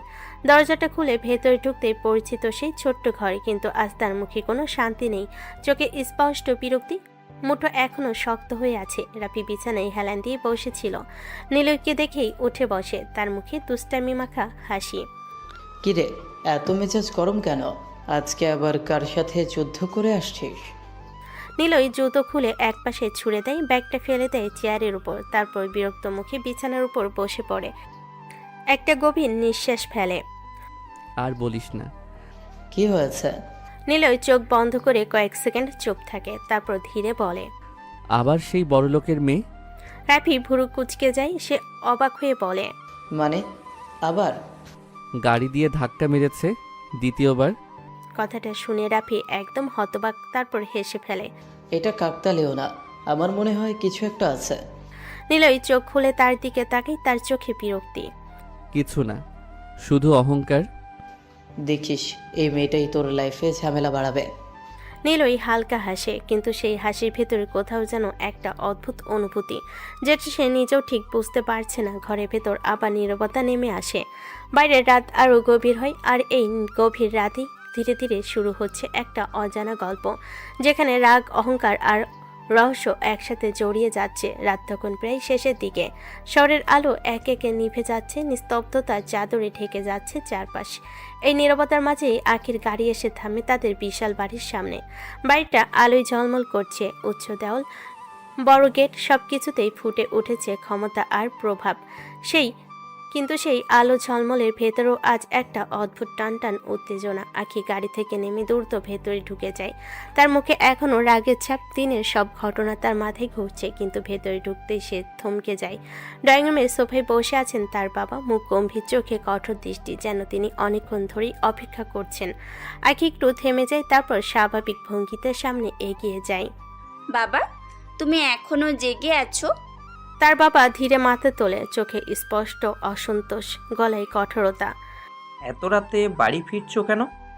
এটা কি ভদ্রবাড়ির মেয়ের ব্যবহার? কথাটা শুনেই আখির ভেতরে রাগ যেন আবার মাথা চাড়া দেয়। সে বিরক্ত হয়ে ব্যাগটা একপাশে রাখে, তারপর একটু জোর গলায় বলে, তাতে কি হয়েছে বাবা? আমি বান্ধবীদের সাথে পার্টি করছিলাম। তার কণ্ঠে স্পষ্ট অবাধ্যতা, যেন সে নিজের কাজের জন্য কোনো জবাবদিহি করতে রাজি না। আখির বাবার মুখ আরও শক্ত হয়ে যায়, চোখে রাগের ছাপ স্পষ্ট। তিনি সোফা থেকে উঠে দাঁড়ান, ধীরে ধীরে তার দিকে এগিয়ে আসেন। পার্টি এই সময়? তুমি দিন দিন নিজের সীমা ভুলে যাচ্ছ আখি। এইভাবে চলতে থাকলে একদিন নিজেই সমস্যায় পড়বে। আখি ঠোঁট কামড়ে চুপ থাকে, কিন্তু তার চোখে এখনো যে সে হার মানার মানুষ না। ড্রয়িং রুমের ভারী পরিবেশটা যেন আরও সহ্য করতে পারে না আখি। বাবার কথাগুলো তার কানে বারবার বাজতে থাকে। রাগ, অভিমান, অপমান সব মিলিয়ে তার ভেতরে তৈরি হয় এক অদ্ভুত ঝড়। সে আর এক মুহূর্ত দাঁড়িয়ে থাকে না, জোরে পা ফেলে সিঁড়ি বেয়ে উপরে উঠে যায়। তার হাঁটার শব্দে বোঝা যায় সে কতটা রেগে আছে। রুমের দরজা খুলে ভেতরে ঢুকে তারপর জোরে শব্দটা বন্ধ করে দেয়। ধাম। রুমের ভেতরে নিস্তব্ধতা নেমে আসে। বাইরের সব শব্দ যেন এক মুহূর্তে থেমে যায়। কিন্তু আঁকির ভেতরে ঝড় থামে না। সে ব্যাগটা বিছানায় ছুঁড়ে ফেলে, তারপর এদিক ওদিক পায়চারি করতে থাকে। তার চোখে এখনো আগুন। ঠোঁট শক্ত করে চেপে ধরে হঠাৎ দাঁড়িয়ে গিয়ে আয়নার দিকে তাকায়, নিজের প্রতিচ্ছবির দিকে, আর ধীরে ধীরে বলে ওঠে, ছোট লোক, তোকে আমি ছাড়বো না। সে মুঠো শক্ত করে ফেলে, চোখে প্রতিশোধের আগুন। আমার সাথে তর্ক, আমাকে অপমান, এর হিসাব তো তোকে দিতেই হবে। তার রাগ যেন আরো বাড়তে থাকে, শ্বাস দ্রুত হয়ে আসে। কিন্তু সেই রাগের মাঝে কোথাও একটা অদ্ভুত অনুভূতি, যেটা সে নিজেও বুঝতে চায় না। এদিকে শহরের অনুপ্রান্তে নিলয় নিজের ছোট্ট রুমে শুয়ে আছে। লাইট বন্ধ, চারপাশে অন্ধকার, শুধু জানালার ফাঁক দিয়ে আসা হালকা আলো। রাফি অনেক আগে ঘুমিয়ে পড়েছে। তার নিঃশ্বাসের শব্দ শোনা যাচ্ছে, কিন্তু নিলয়ের চোখে এখনো ঘুম নেই। সে ছাদের দিকে তাকিয়ে আছে, ভাবনায় ডুবে। হঠাৎ তার চোখের সামনে ভেসে ওঠে একটা মুখ, রাগে ভরা চোখ, অহংকারে ভরা দৃষ্টি। আঁখি। নিলয় হালকা একটা দীর্ঘশ্বাস ফেলে, তার ঠোঁটে এক টুকরো অদ্ভুত হাসি ফুটে ওঠে। নিলয় মনে মনে বলে, এত অহংকার না হলে কি খুব ক্ষতি হতো? একটু স্বাভাবিক হলে আরও ভালো লাগতো। তার কণ্ঠে কোনো রাগ নেই, বরং এক ধরনের অজানা অনুভূতি, যেটা সে নিজেও বুঝতে পারছে না। দুজন মানুষ, দুইটা ভিন্ন জগৎ, কিন্তু দুজনের চিন্তার মাঝে এখন একটাই নাম, একটাই মুখ। রাত আরও গভীর হয়, আর সেই গভীরতার মাঝেই শুরু হয় এক অদ্ভুত গল্পের পথ চলা, যেখানে রাগের আড়ালে লুকিয়ে থাকে অজানা এক টান। রাতের গভীরতা ধীরে ধীরে ফিকে হয়ে আসে। আকাশে ফুটে ওঠে নতুন সকালের আলো। শহর আবার জেগে ওঠে তার চিরচেনা ব্যস্ততায়। গত রাতের রাগ, অপমান, অন্ধকার সবকিছু যেন দিনের আলোয় ঢুকে যায়। কিন্তু কিছু অনুভূতি, কিছু ঘটনা কখনোই মুছে যায় না। নিলয়ের চোখ খুলে যায়। ঘরের ভেতর হালকা আলো। রাফি তখনও আধো ঘুমে। নিলয় ধীরে উঠে বসে, একটু সময় নিয়ে নিজেকে সামলে নেয়। তারপর আবার সেই চেনা জীবনে ফিরে যাওয়ার প্রস্তুতি। মুখ ধুই, সাধারণ নাস্তা করে ব্যাগটা কাঁধে তুলে নেয়। মুখে আবার সেই সাধারণ ডেলিভারি বয়ের ক্লান্ত ভাব, যেন সে শুধু একটা সাধারণ ছেলে। কিছুক্ষণ পর সে পৌঁছে যায় তার কাজের জায়গায়। দোকানের ভেতরে আগের মতোই হুলুস অবস্থা। কেউ অর্ডার নিচ্ছে, কেউ প্যাকেট করছে, কেউ ফোনে কথা বলছে। সব মিলিয়ে এক ব্যস্ত জীবন। নিলয় ভেতরে ঢুকতে ম্যানেজার তাকে দেখে ডাক দেয়, এই নিলয়, আজকে কিন্তু অনেক ডেলিভারি আছে, দাঁড়িয়ে থেকো না, তাড়াতাড়ি প্রস্তুত হও। নীলের মাথা নাড়িয়ে এগিয়ে যায়। একটার পর একটা খাবারের প্যাকেট গুছিয়ে নিতে থাকে। তার হাতে কাজের গতি, চোখে মনোযোগ। সব প্যাকেট ঠিকঠাক করে ব্যাগে ভরে বাইকের কাছে নিয়ে যায়। ঠিক তখনই ম্যানেজার আবার ডাকে, শোনো নিলয়, এই অর্ডারগুলো আগে দিয়ে আসো, খুব জরুরি, লেট করা যাবে না। ঠিক আছে। সে ব্যাগটা কাঁধে তোলে, বাইকের ইঞ্জিন স্টার্ট দেয়, আর ধীরে ধীরে আবার বেরিয়ে পড়ে শহরের রাস্তায়। একটা নতুন দিন, নতুন কাজ, কিন্তু তার ভেতরে গল্পটা আগের মতোই রহস্যে ঢাকা। শহরের ব্যস্ত রাস্তা পেরিয়ে একটার পর একটা ডেলিভারি দিতে দিতে এগিয়ে চলছিল নিলয়। সূর্যের তাপ, মানুষের ভিড়, ট্রাফিকের শব্দ, সবকিছু যেন তার জন্য খুবই স্বাভাবিক হয়ে গেছে। কিন্তু হঠাৎ একটা অর্ডারের ঠিকানা দেখে তার হাত থেমে যায়। সে আবার চোখ মুছে ঠিকানাটা ভালো করে দেখে। একই ঠিকানা, একই এলাকা, মন্ত্রীর বাড়ি, মানে আখিদের বাড়ি। নিলয়ের ঠোঁটে হালকা একটা অদ্ভুত হাসি ফুটে ওঠে। সে ধীরে বলে, আজকেও দেখা হবে মনে হয়। সে আবার বাইক স্টার্ট দেয়। কিছুক্ষণ পর এসে দাঁড়িয়ে সে বিশাল বাড়ির সামনে। গেট পেরিয়ে ভেতরে ঢুকে বেল বাজে। কয়েক সেকেন্ড নীরবতা, তারপর দরজাটা খুলে যায়, আর সামনে আঁখি। দুজনে চোখে চোখ পড়ে। এক মুহূর্তের জন্য সময় যেন থেমে যায়। তারপরে আঁখি মুখটা রাগে শক্ত হয়ে যায়, চোখ সরু হয়ে আসে, কণ্ঠে তীক্ষ্ণতা। তুমি তুমি এসেছো কেন? অন্য কেউ নাই না কি?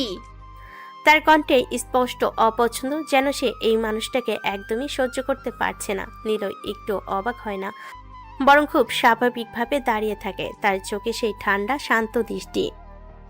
এখানে আমার ডিউটি, অর্ডার এসেছে, তাই আমি এসেছি। তার কণ্ঠে কোনো রাগ নেই, কিন্তু সেই স্বাভাবিকতায় যেন আঁখিকে আরো বেশি রাগিয়ে দেয়।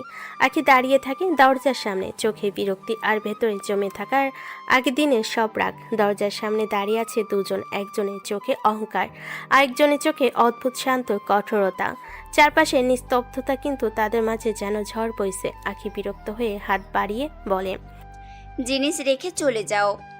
তার কণ্ঠে আদেশ, যেন সে অভ্যস্ত সবাইকে নির্দেশ দিতে। নিলয় একটু নড়ে না, ব্যাগটা হাতে নিয়ে দাঁড়িয়ে থাকে। তার চোখে সেই ঠান্ডা দৃষ্টি। তারপর ধীরে বলে, সিগনেচার ছাড়া দিতে পারবো না। এই একটা কথাই যেন আগুনে ঘি ঢেলে দেয়। আখির চোখ বড় হয়ে যায়, মুখ শক্ত হয়ে ওঠে। সে অবিশ্বাসের সুরে বলে, কি বললে? এত বড় সাহস? আমাদের বাড়িতে আবার সিগনেচার লাগবে কেন? তার কণ্ঠে স্পষ্ট অপমান, যেন এই নিয়মটা তার জন্য না, বরং সে নিজে সেই নিয়মের বাইরে ভাবে। নিলয় এবার একটু সোজা হয়ে দাঁড়ায়, তার চোখে হালকা কঠোরতা ফুটে ওঠে। সে ধীরে স্পষ্টভাবে বলে, নিয়ম সবার জন্য সমান, আপনার জন্য আলাদা কোনো নিয়ম নেই। এই কথাটা যেন সরাসরি আখির অহংকারে আঘাত করে। তার শ্বাস দ্রুত হয়ে যায়, মুঠো শক্ত হয়ে ওঠে। তুমি জানো তুমি কার সাথে কথা বলছো?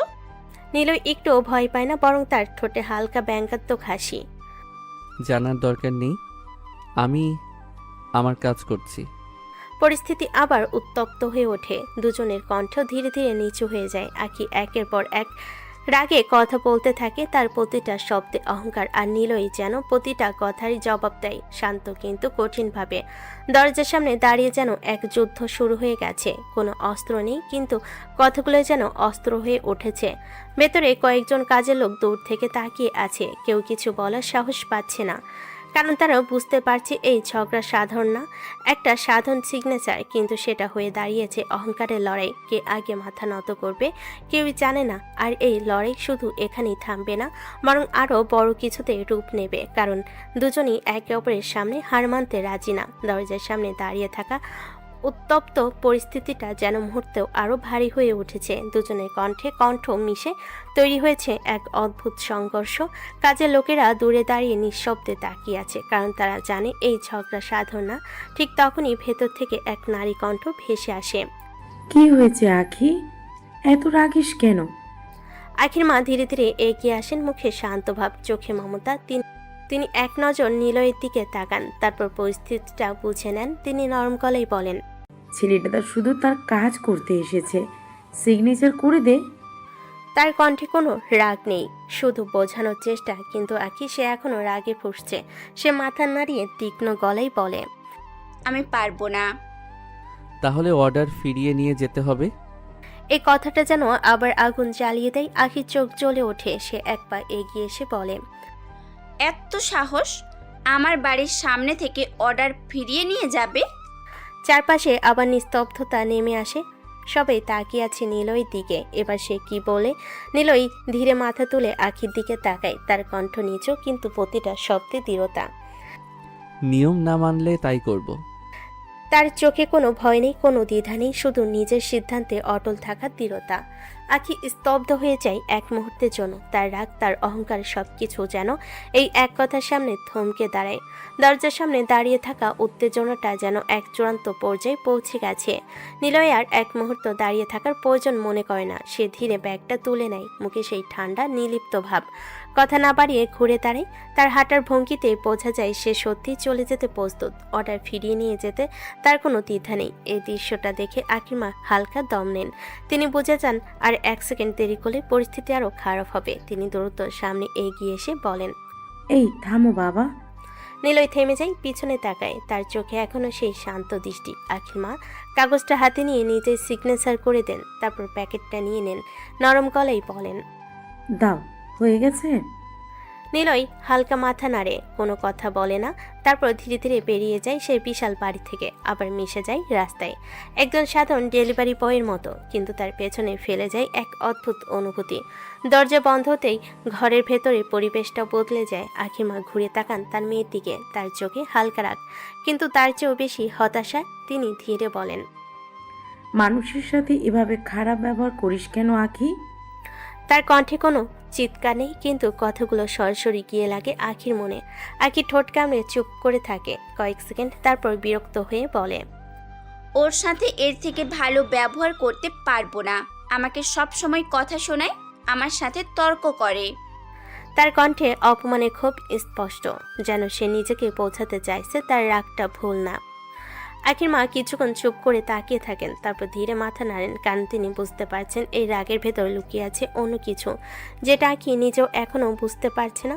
একটা সাধারণ ঝগড়া ধীরে ধীরে রূপ নিচ্ছে একটা অদ্ভুত সম্পর্কের শুরুতে, যেখানে দূরত্ব যত বাড়ছে টানটাও ততই বাড়ছে। রাত আবারও নেমে এসেছে সে বিশাল বাড়ির ওপর। চারপাশটা নিস্তব্ধ, দেওয়ালের ভেতর লুকিয়ে আছে দিনের সব ঝগড়া, রাগ, অভিমান। সবাই যেন নিজেই নিজের ঘরে, কিন্তু কিছু কথা আছে যেগুলো রাতে বেরিয়ে আসে। নিঃশব্দে ড্রয়িং রুমের পাশে বসে আছেন আখির বাবা আর মা। হালকা আলো চায়ের কাপ থেকে ধোয়া উঠছে, কিন্তু তাদের মুখে কোনো স্বাভাবিকতা নেই। আখির মা ধীরে কথাটা শুরু করেন, কিন্তু তার কণ্ঠে চিন্তা, মায়ের স্বাভাবিক উদ্বেগ। আখির বাবা হালকা এসে মাথা নাড়েন, তার চোখে একটু বিরক্তির ছাপ। শুনছো, মেয়েটা তো দিন দিন বড় হচ্ছে, এভাবে আর কতদিন? বিয়ের কথা ভাববে না? তার কণ্ঠে অর্ধেক মজা অর্ধেক সত্য। আখির মা একটু থামে, তারপর ধীরে বলে, তোমার ওই রাগী মেয়েকে কে বিয়ে করতে রাজি হবে বলো তো? আমার একটা ছেলে পছন্দ হয়েছে।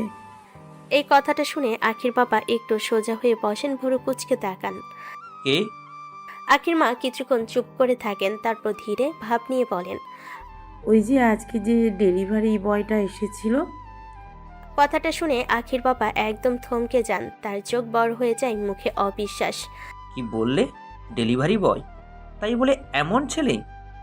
ছেলেটার মধ্যে একটা আত্মসম্মান আছে, দেখোনি?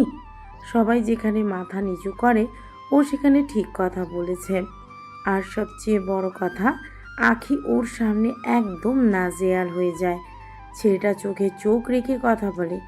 তার কণ্ঠে একটা ভরসা, যেন তিনি ছেলেটার ভেতরে অন্য কিছু দেখেছেন। আখির বাবা চুপ করে থাকেন কিছুক্ষণ, তারপর ধীরে মাথা নাড়েন, কিন্তু তার চোখে এখনো দ্বিধা। সবকিছু এত সহজ না।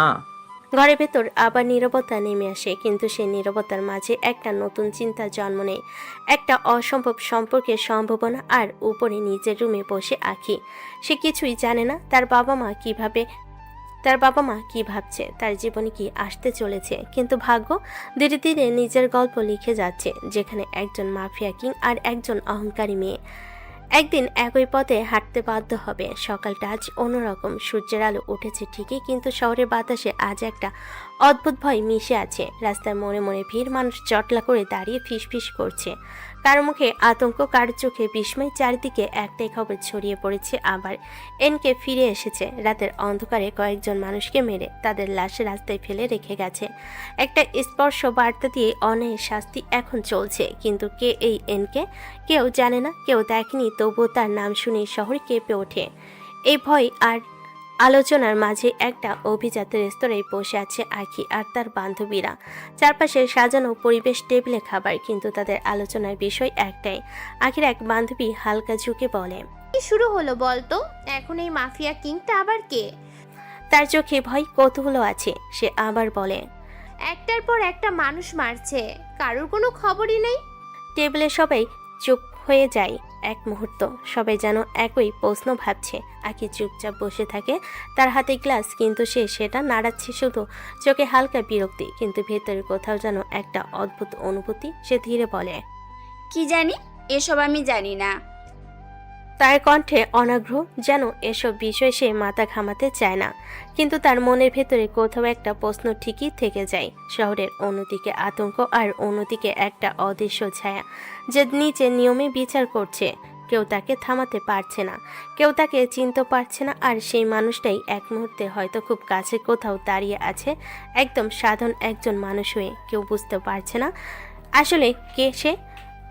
রাত আবার নেমে এসেছে শহরের বুকে। দিনের কোলাহল থেমে গিয়ে চারপাশ ঢেকে গেছে নিস্তব্ধতায়। দূরে কোথাও গাড়ির হালকা শব্দ, আর আকাশ ভরা নীরব তারা। একটা পুরনো বিল্ডিংয়ের ছাদে দাঁড়িয়ে আছে নিলয়। হালকা বাতাস তার চুল উড়িয়ে দিচ্ছে, চোখ স্থির, দৃষ্টি অনেক দূরে, যেন সে এই শহরটাকে না, বরং নিজের অতীতকে দেখছে। তার মুখে আজ কোনো হাসি নেই, চোখে শুধু জমে থাকা অন্ধকার। সে ধীরে চোখ বন্ধ করে, আর স্মৃতিগুলো একে একে ভেসে ওঠে। একটা ছোট্ট পরিবার, মায়ের হাসি, বাবার স্নেহ, আর তারপর রক্তে ভেজা এক ভয়ঙ্কর রাত। সবকিছু শেষ হয়ে যাওয়ার সেই মুহূর্ত নিলয়ের বুকটা ভারী হয়ে ওঠে, মুঠো শক্ত হয়ে যায়, তার শ্বাস ধীরে ধীরে ভারী হয়ে ওঠে। সে আকাশের দিকে তাকিয়ে মনে মনে বলে, আমার বাবা মাকে যারা শেষ করেছে তার কণ্ঠে কষ্ট, কিন্তু সেই কষ্টের ভেতর লুকিয়ে আছে আগুন। তাদের কাউকে আমি ছাড়বো না। তার চোখে জ্বলতে থাকে প্রতিশোধের আগুন আর একটা ভয়ঙ্কর দৃঢ়তা। আমি আজ এই পথ বেছে নিয়েছি শুধু প্রতিশোধ নেওয়ার জন্য। বাতাস যেন আরো ঠান্ডা হয়ে ওঠে, চারপাশের অন্ধকার যেন তাকে ঘিরে ধরে। নিলয় ধীরে বলে, একটা একটা করে হিসেব নিব। তার কণ্ঠে কোনো দ্বিধা নেই, কোনো ভয় নেই, শুধু একটাই লক্ষ্য, প্রতিশোধ। এই শহরের অন্ধকারে একটা ঝড় তৈরি হচ্ছে, যে ঝড় সবকিছু বদলে দেবে।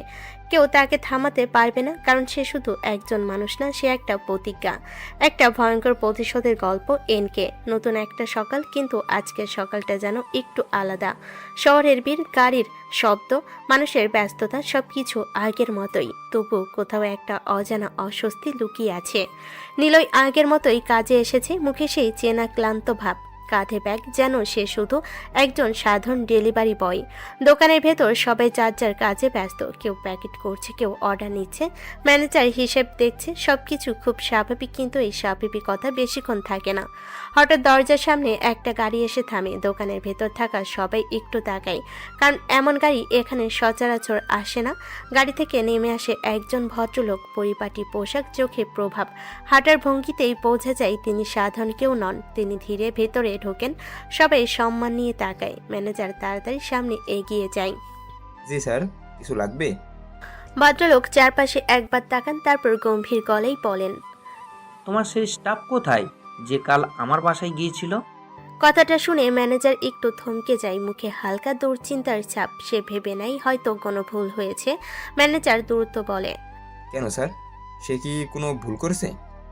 তার কণ্ঠে গাম্ভীর্য যা শুনে ম্যানেজারের কৌতূহল আরো বাড়ে। সে আর দেরি না করে ভেতরের দিকে তাকিয়ে জোরে ডাকে, নিলয়, এই নিলয়, একটু এখানে আসো। দোকানের ভেতরে কাজ করতে থাকা নিলয় মাথা তুলে তাকায়। তার চোখে এক মুহূর্তের জন্য কৌতূহল।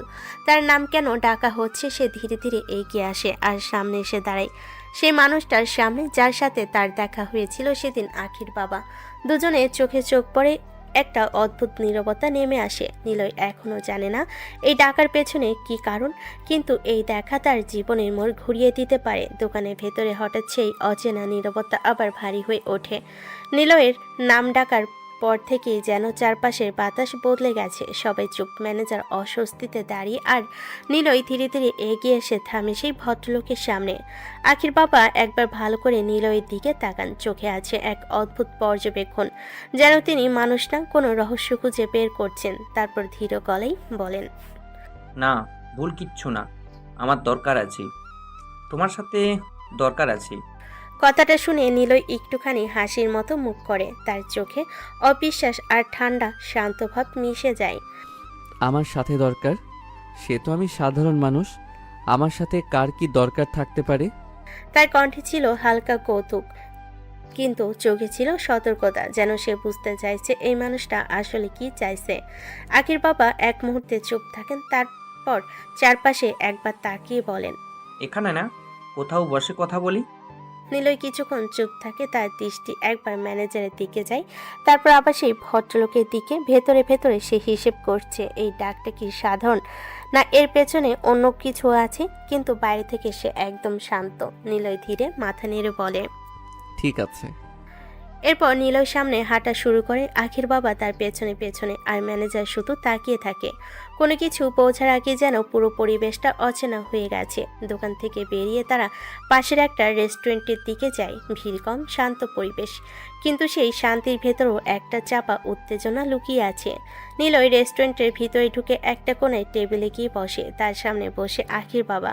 দুজনের মাঝখানে এখন শুধু একটা টেবিল, আর কিছু না বলা কথা। নিলয় ধীরে ধীরে বলে ওঠে, এখন বলুন, আমাকে এখানে কেন ডেকেছেন?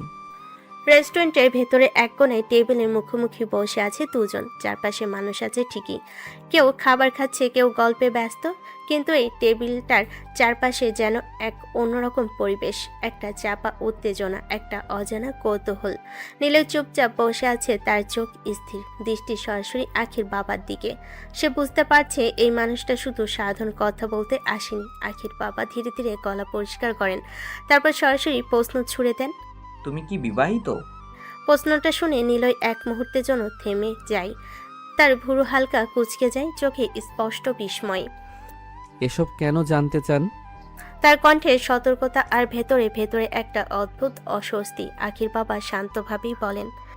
বলতে কি সমস্যা আছে? কিছুক্ষণ নীরবতা। নিলয় গভীর একটা শ্বাস নেই, তারপর ধীরে ধীরে বলে, না, আমি বিবাহিত না। এক সেকেন্ড থেমে তার চোখ একটু নিচু হয়ে আসে, কণ্ঠে হালকা ভারী ভাব। আমার বাবা মা নেই, একটা দুর্ঘটনায় মারা গেছে। তার কথাগুলো খুব সাধারণভাবে বলা, কিন্তু ভেতরে লুকিয়ে আছে গভীর কষ্ট, যেটা সে প্রকাশ করে না। আখির বাবা কিছুক্ষণ চুপ করে তাকিয়ে থাকেন, তার চোখে যেন সহানুভূতির ছায়া, কিন্তু পরপরই তিনি এমন একটা কথা বলেন যা পুরো পরিস্থিতি বদলে দেয়। আমার মেয়েকে বিয়ে করবে? এক মুহূর্ত, দুই মুহূর্ত, সময় থেমে যায়। নিলয় স্থির হয়ে যায়, তার চোখ বড় হয়ে যায়, মুখে স্পষ্ট অবিশ্বাস, যেন সে ঠিক শুনতে পায়নি। সে হঠাৎ সোজা হয়ে বসে, নিঃশ্বাস আটকে আসে, মনে হয় সে আকাশ থেকে পড়ে গেছে। কি? তার কণ্ঠ কাঁপে না, কিন্তু বিস্ময় স্পষ্ট। এই প্রশ্ন, এই প্রস্তাব সবকিছু তার কল্পনার বাইরে। একজন মন্ত্রীর মেয়ে আর সে একজন সাধারণ ডেলিভারি বয়, এই দুই পৃথিবী কি কখনো এক হতে পারে, নাকি এর পেছনে লুকিয়ে আছে আরো বড় কোনো রহস্য? রেস্টুরেন্টের টেবিলের ওপর রাখা গ্লাসের পানি পর্যন্ত যেন থমকে গেছে। চারপাশে মানুষের কোলাহল থাকলেও এই টেবিলটার চারপাশে নেমে এসেছে এক অদ্ভুত নীরবতা। নিলয়ের চোখ এখনো বিস্ময়ে বড় হয়ে আছে, সে যেন এখনো বিশ্বাস করতে পারছে না এই মানুষটা আসলে কি বলল। নিলয় ধীরে ধীরে নিজেকে সামলায়, তারপর একটু ঝুঁকে গম্ভীর গলায় বলে, আপনি এসব কি বলছেন? আপনার মেয়েকে কেন বিয়ে করব আমি? তাকে তো আপনার মতো বড়লোক দেখে বিয়ে দেওয়া উচিত, আমার মতো গরিব মানুষের সাথে নয়। তার কণ্ঠে আত্মসম্মান, নিজের অবস্থান সম্পর্কে স্পষ্ট ধারণা। আর উনি এইভাবে গরিবের মতো জীবন কাটাতে পারবে না। তার চোখে তখন আঁখি সেই রাগী অহংকারী চেহারাটা ভেসে ওঠে। যে মেয়েটা ছোট্ট একটা কথায় আগুন হয়ে যায়, সে কি পারবে এই সাধারণ জীবন মানিয়ে নিতে? আখির বাবা শান্তভাবে সব কথা শুনে যান, তারপর ধীরে বলেন, তুমিই পারবে। নীলে একটু অবাক হয়ে তাকান। আখির বাবা এবার গম্ভীর হয়ে বলেন, তুমি আমার মেয়েকে শাসন করে রাখতে পারবে। তার কণ্ঠে ভরসা, যেন তিনি কোনো কিছু ভেবে নিয়ে এই সিদ্ধান্তে এসেছেন। ও একদম জেদি হয়ে গেছে, কারোর কথা শোনে না। এই কথাগুলোতে একজন বাবার অসহায়তা ফুটে ওঠে, যে নিজের মেয়েকে ভালোবাসে কিন্তু তাকে নিয়ন্ত্রণ করতে পারছে না। নিলয় হালকা তাচ্ছিলের হাসি দেয়, তারপর মাথা নাড়িয়ে বলে, তাহলে আমার সাথে বিয়ে দিয়ে আমাকে বিপদে ফেলতে চান কেন? তার কণ্ঠে এবার স্পষ্ট বিরক্তি। এই প্রস্তাবটা তার কাছে অদ্ভুত, অসম্ভব। আখির বাবা একটু সামনে ঝুঁকে আসে, চোখে গভীর দৃষ্টি, তারপর ধীরে বলে, কারণ তুমি ওকে কথা দিয়ে চুপ রাখতে পারো।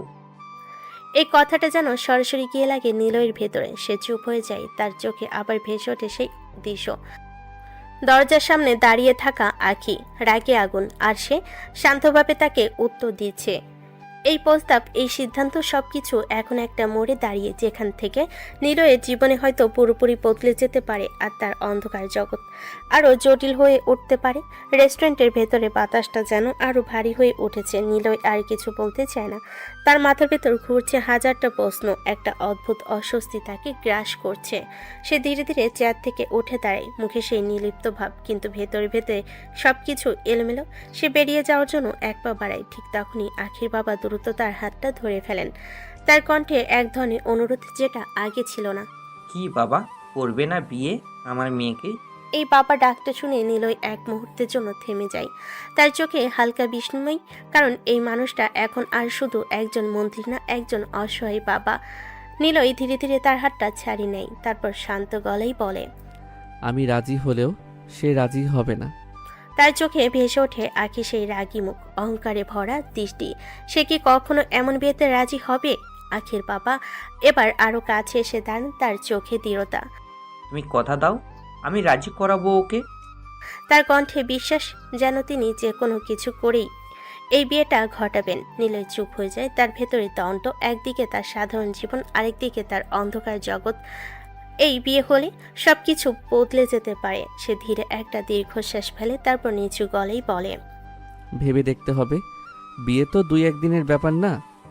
তার কণ্ঠে দায়িত্ববোধ, হালকা দ্বিধা আর একটা অদৃশ্য ভয়ে আখির বাবা চুপ করে তাকিয়ে থাকেন। তার চোখে এখন আশার ঝিলিক, কারণ তিনি বুঝতে পেরেছেন নিলয় পুরোপুরি না বলেনি। এই ভেবে দেখব হয়তো একটা নতুন গল্পের শুরু, একটা অদ্ভুত সম্পর্কের পথ চলা, যেখানে রাগ, অহংকার আর রহস্য একসাথে জড়িয়ে যাবে। রেস্টুরেন্ট থেকে বের হয়ে আবার সেই ব্যস্ত রাস্তায় ফিরে আসে নিলয়। গাড়ির শব্দ, মানুষের ভিড়, সবকিছু আগের মতোই, কিন্তু তার ভেতরে দুনিয়াটা আর আগের মতো নেই। মাথার ভেতর বারবার ঘুরছে একটা কথা, আমার মেয়েকে বিয়ে করবে? সে নিজে যেন বিশ্বাস করতে পারছে না। একজন মন্ত্রী মেয়ে আর সে একজন সাধারণ ডেলিভারি বয়। নিলয় গভীর একটা শ্বাস নেয়, নিজেকে সামলায়, তারপর ধীরে ধীরে আবার কাজে ফিরে যায়, যেন কিছুই হয়নি। দোকানের ভিতর ঢুকতে ম্যানেজার তাড়াতাড়ি তার দিকে এগিয়ে আসে, তার চোখে কৌতূহল, মুখে প্রশ্নের ছাপ। এই নিলয়, নিলয় থেমে তাকায়। ম্যানেজার একটু নিচু গলায় বলে, মন্ত্রী তোমার সাথে দেখা করতে এসেছিল কেন? চারপাশে কয়েকজন কর্মচারীও চুপচাপ কান খাড়া করে আছে।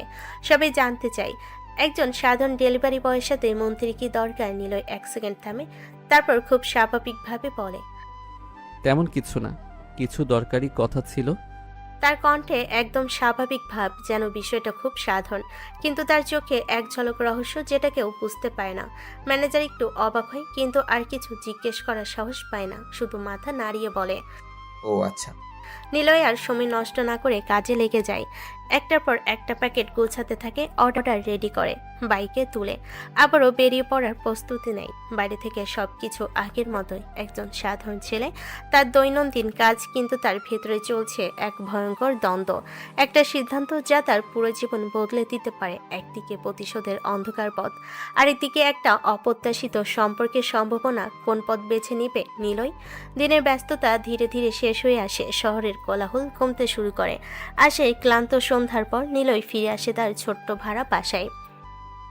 দরজাটা খুলে ভেতরে ঢুকতে পরিচিত সেই পরিবেশ, একটা ছোট্ট রুম, সাধারণ জীবন, কিন্তু আজ তার চোখে সেই স্বাভাবিকতা নেই। মনে অনেক কিছু ঘুরছে। রাফি তখন বসেছিল, নিলয়কে দেখে উঠে বসে বলে, কি ভাই, এত দেরি কেন? কোথায় ছিলে? নিলয় জুতা খুলে এক পাশে রাখে, ব্যাগটা নামিয়ে রেখে ধীরে বলে, অনেক কাজ, দিন দিন কাজ বাড়ছে। তার কণ্ঠে ক্লান্তি, কিন্তু সেই ক্লান্তির ভেতরেও লুকিয়ে আছে চিন্তা, যেটা সে প্রকাশ করে না। রাফি আর কিছু জিজ্ঞেস করে না, কারণ সে বুঝে নিলয় সব কথা বলে না, কিছু কথা তার ভেতরেই থাকে। দুজন মিলে সাধারণ খাবার নিয়ে বসে, ভাত ডাল একটু ভাজে, কিন্তু তাতে যেন তাদের তৃপ্তি। খেতে খেতে হালকা গল্প হয়। রাফি মাঝে মাঝে মজা করে, নিলয় হালকা হাসে, কিন্তু আজ তার মন পুরোপুরি সেখানে নেই। খাওয়া শেষ করে দুজনে নিজেদের মতো গুছিয়ে নেয়, তারপর লাইট অফ করে শুয়ে পড়ে। রাতের ভেতর অন্ধকার নেমে আসে, শুধু জানালার ফাঁক দিয়ে আসা হালকা আলো। রাফি কিছুক্ষণের মধ্যে ঘুমিয়ে পড়ে, কিন্তু নিলয়ের চোখে ঘুম নেই। সে ছাদের দিকে তাকিয়ে থাকে, ভাবনায় ডুবে যায়। হঠাৎ তার চোখের সামনে ভেসে ওঠে একটা মুখ, রাগে ভরা চোখ, অহংকারী দৃষ্টি, আঁখি। নিলয় হালকা দীর্ঘশ্বাস ফেলে তার ঠোঁটে অদ্ভুত একটা হাসি ফুটে ওঠে। নিলয় মনে মনে বলে, মেয়েটা খুব জেদি, রাগী, কিন্তু তবুও কিছু একটা আছে। তার মনে পড়ে আখির বাবার কথা, তুমি পারবে ওকে সামলাতে। নীলের চোখ বন্ধ করে কিছুক্ষণ ভাবে। তার ভেতরে শুরু হয় এক দ্বন্দ্ব, একদিকে তার অন্ধকার জীবন, অন্যদিকে একটা অজানা সম্পর্ক। কিন্তু হঠাৎ তার চোখ খুলে যায়, দৃষ্টিতে দৃঢ়তা। সে মনে মনে বলে, ঠিক আছে, বিয়ে করব। এই একটা সিদ্ধান্ত তার জীবনের সবকিছু বদলে দিতে চলেছে। একটা নতুন অধ্যায়ের শুরু, যেখানে ভালোবাসা, রাগ আর অন্ধকার সবকিছু একসাথে মিশে যাবে। রাতের অন্ধকার ধীরে ধীরে ভোরের দিকে এগোচ্ছে। শহর এখনো ঘুমিয়ে আছে, কিন্তু সিদ্ধান্তে ঘুমের মাঝেও জন্ম নেয়, যেগুলো এক জীবনে মোড় ঘুরিয়ে দেয়। নীলয় বিছানায় শুয়েছিল, চোখে আর ঘুম নেই, মনে শুধু একটাই কথা ঘুরছে, বিয়ে। আখি আর তার নিজের অন্ধকার জীবন। হঠাৎ সে উঠে বসে, মুখে দৃঢ়তা, চোখে অদ্ভুত এক সিদ্ধান্তের ছাপ। সে আর দেরি করে না, মোবাইলটা হাতে নেয়, একটা নাম্বার ডায়াল করে। ওপাশে কিছুক্ষণ রিং, তারপর কলটা রিসিভ হয়। হ্যালো। নীলয় এক সেকেন্ড চুপ থাকে, তারপর ধীরে বলে, আমি নিলয় বলছি। হ্যাঁ বলো বাবা। আমি রাজি। এই দুইটা শব্দ যেন সবকিছু বদলে দেয়। ওপাশে মুহূর্তে আনন্দের ছাপ, আখির বাবার কণ্ঠে স্পষ্ট খুশি। সত্যি বলছো?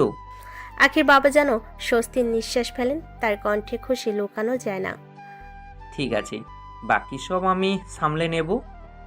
কলটা কেটে যায়, কিন্তু এই এক ফোন কলই দুইটা জীবনের দিক বদলে যায়। সকালে কিছুক্ষণ পর আখির বাড়িতে আখির বাবা গম্ভীর মুখে বসে আছেন।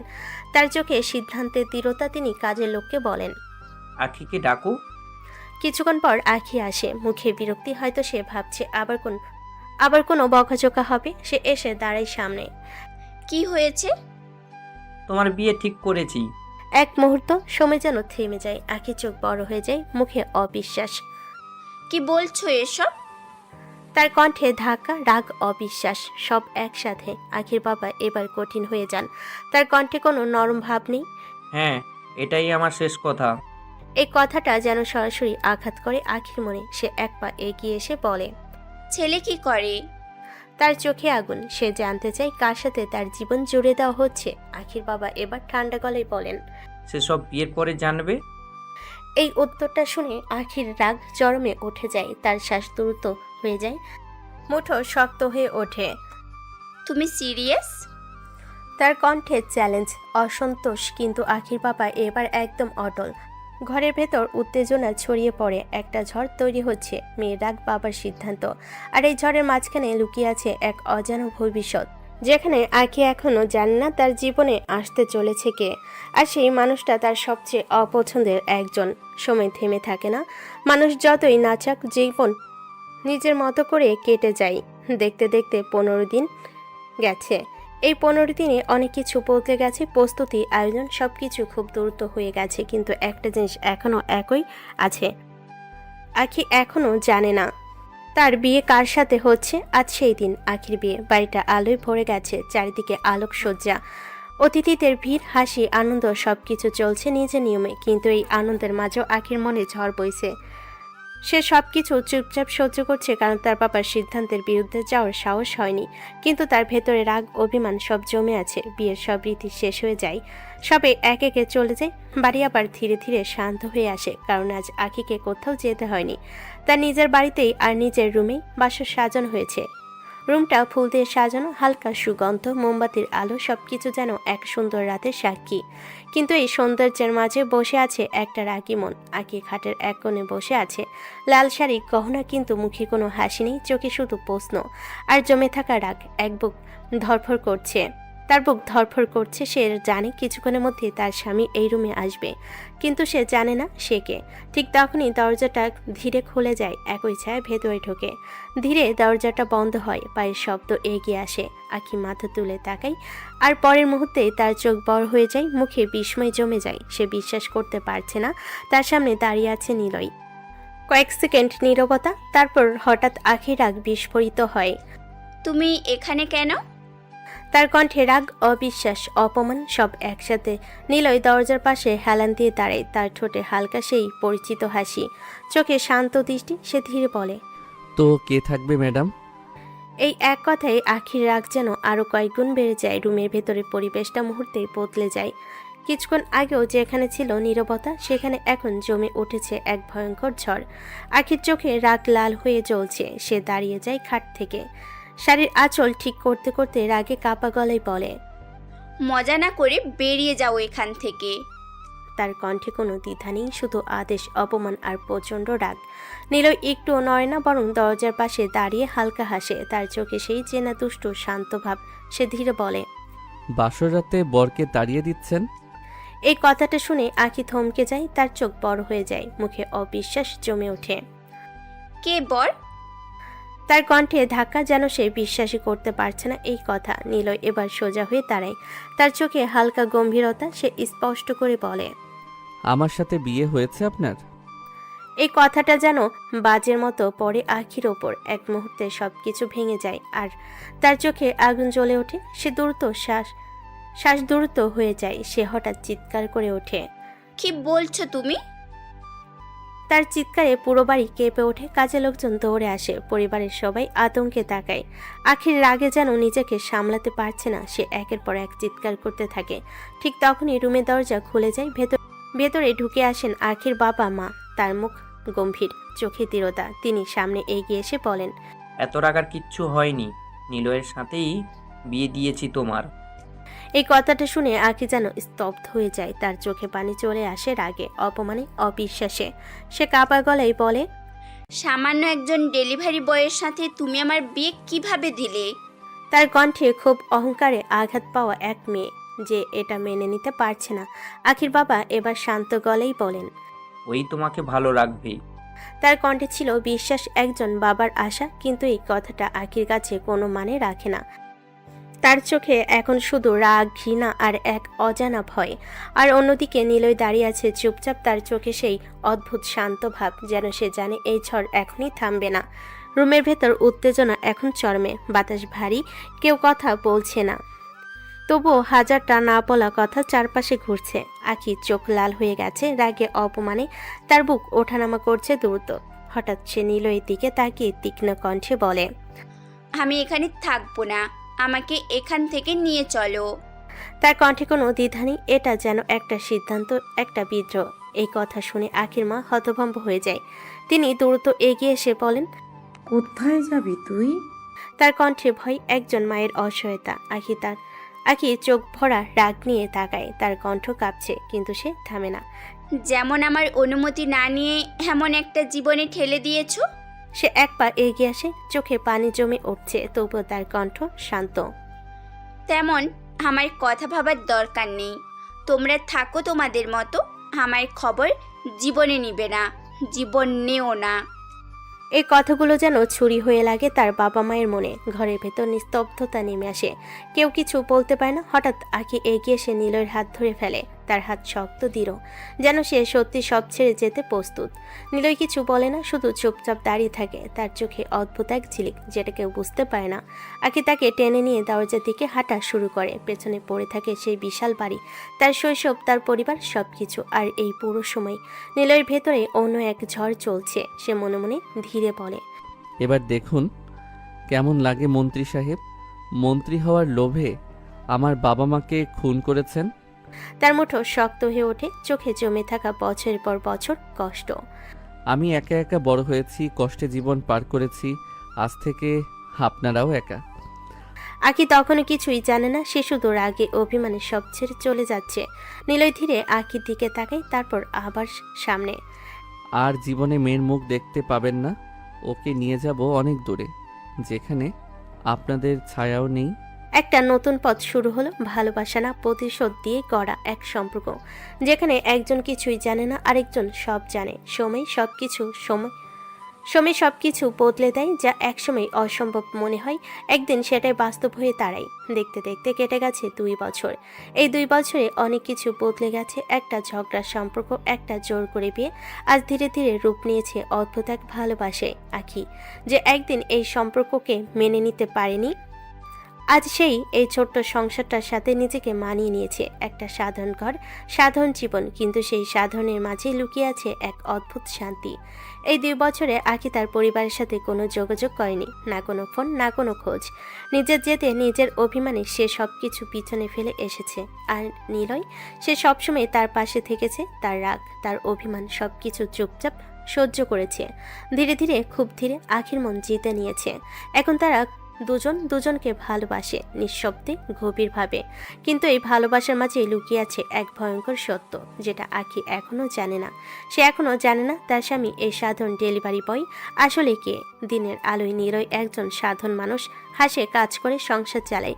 কিন্তু রাত নামলেই সব কিছু বদলে যায়। যখন আখি ঘুমিয়ে পড়ে শান্ত মুখে, নির্ভয়ে, তার পাশে ঠিক তখনই নিলয় উঠে দাঁড়ায়। চোখে ফিরে আসে সেই অন্ধকার, সে বেরিয়ে পড়ে এই শহরের অন্ধকার গলিতে, যেখানে তার আরেকটা পরিচয় আছে, একটা ভয়ঙ্কর নাম, এনকে। সে রাতের অন্ধকারে সে রাজত্ব চালায়, অন্যের বিচার করে, নিজের নিয়মে শাস্তি দেয়। কেউ তাকে দেখে না, কেউ তাকে চেনে না, তবুও তার নামেই শহর কেঁপে ওঠে। একদিকে একজন ভালো স্বামী, অন্যদিকে একজন নির্মম মাফিয়া কিং।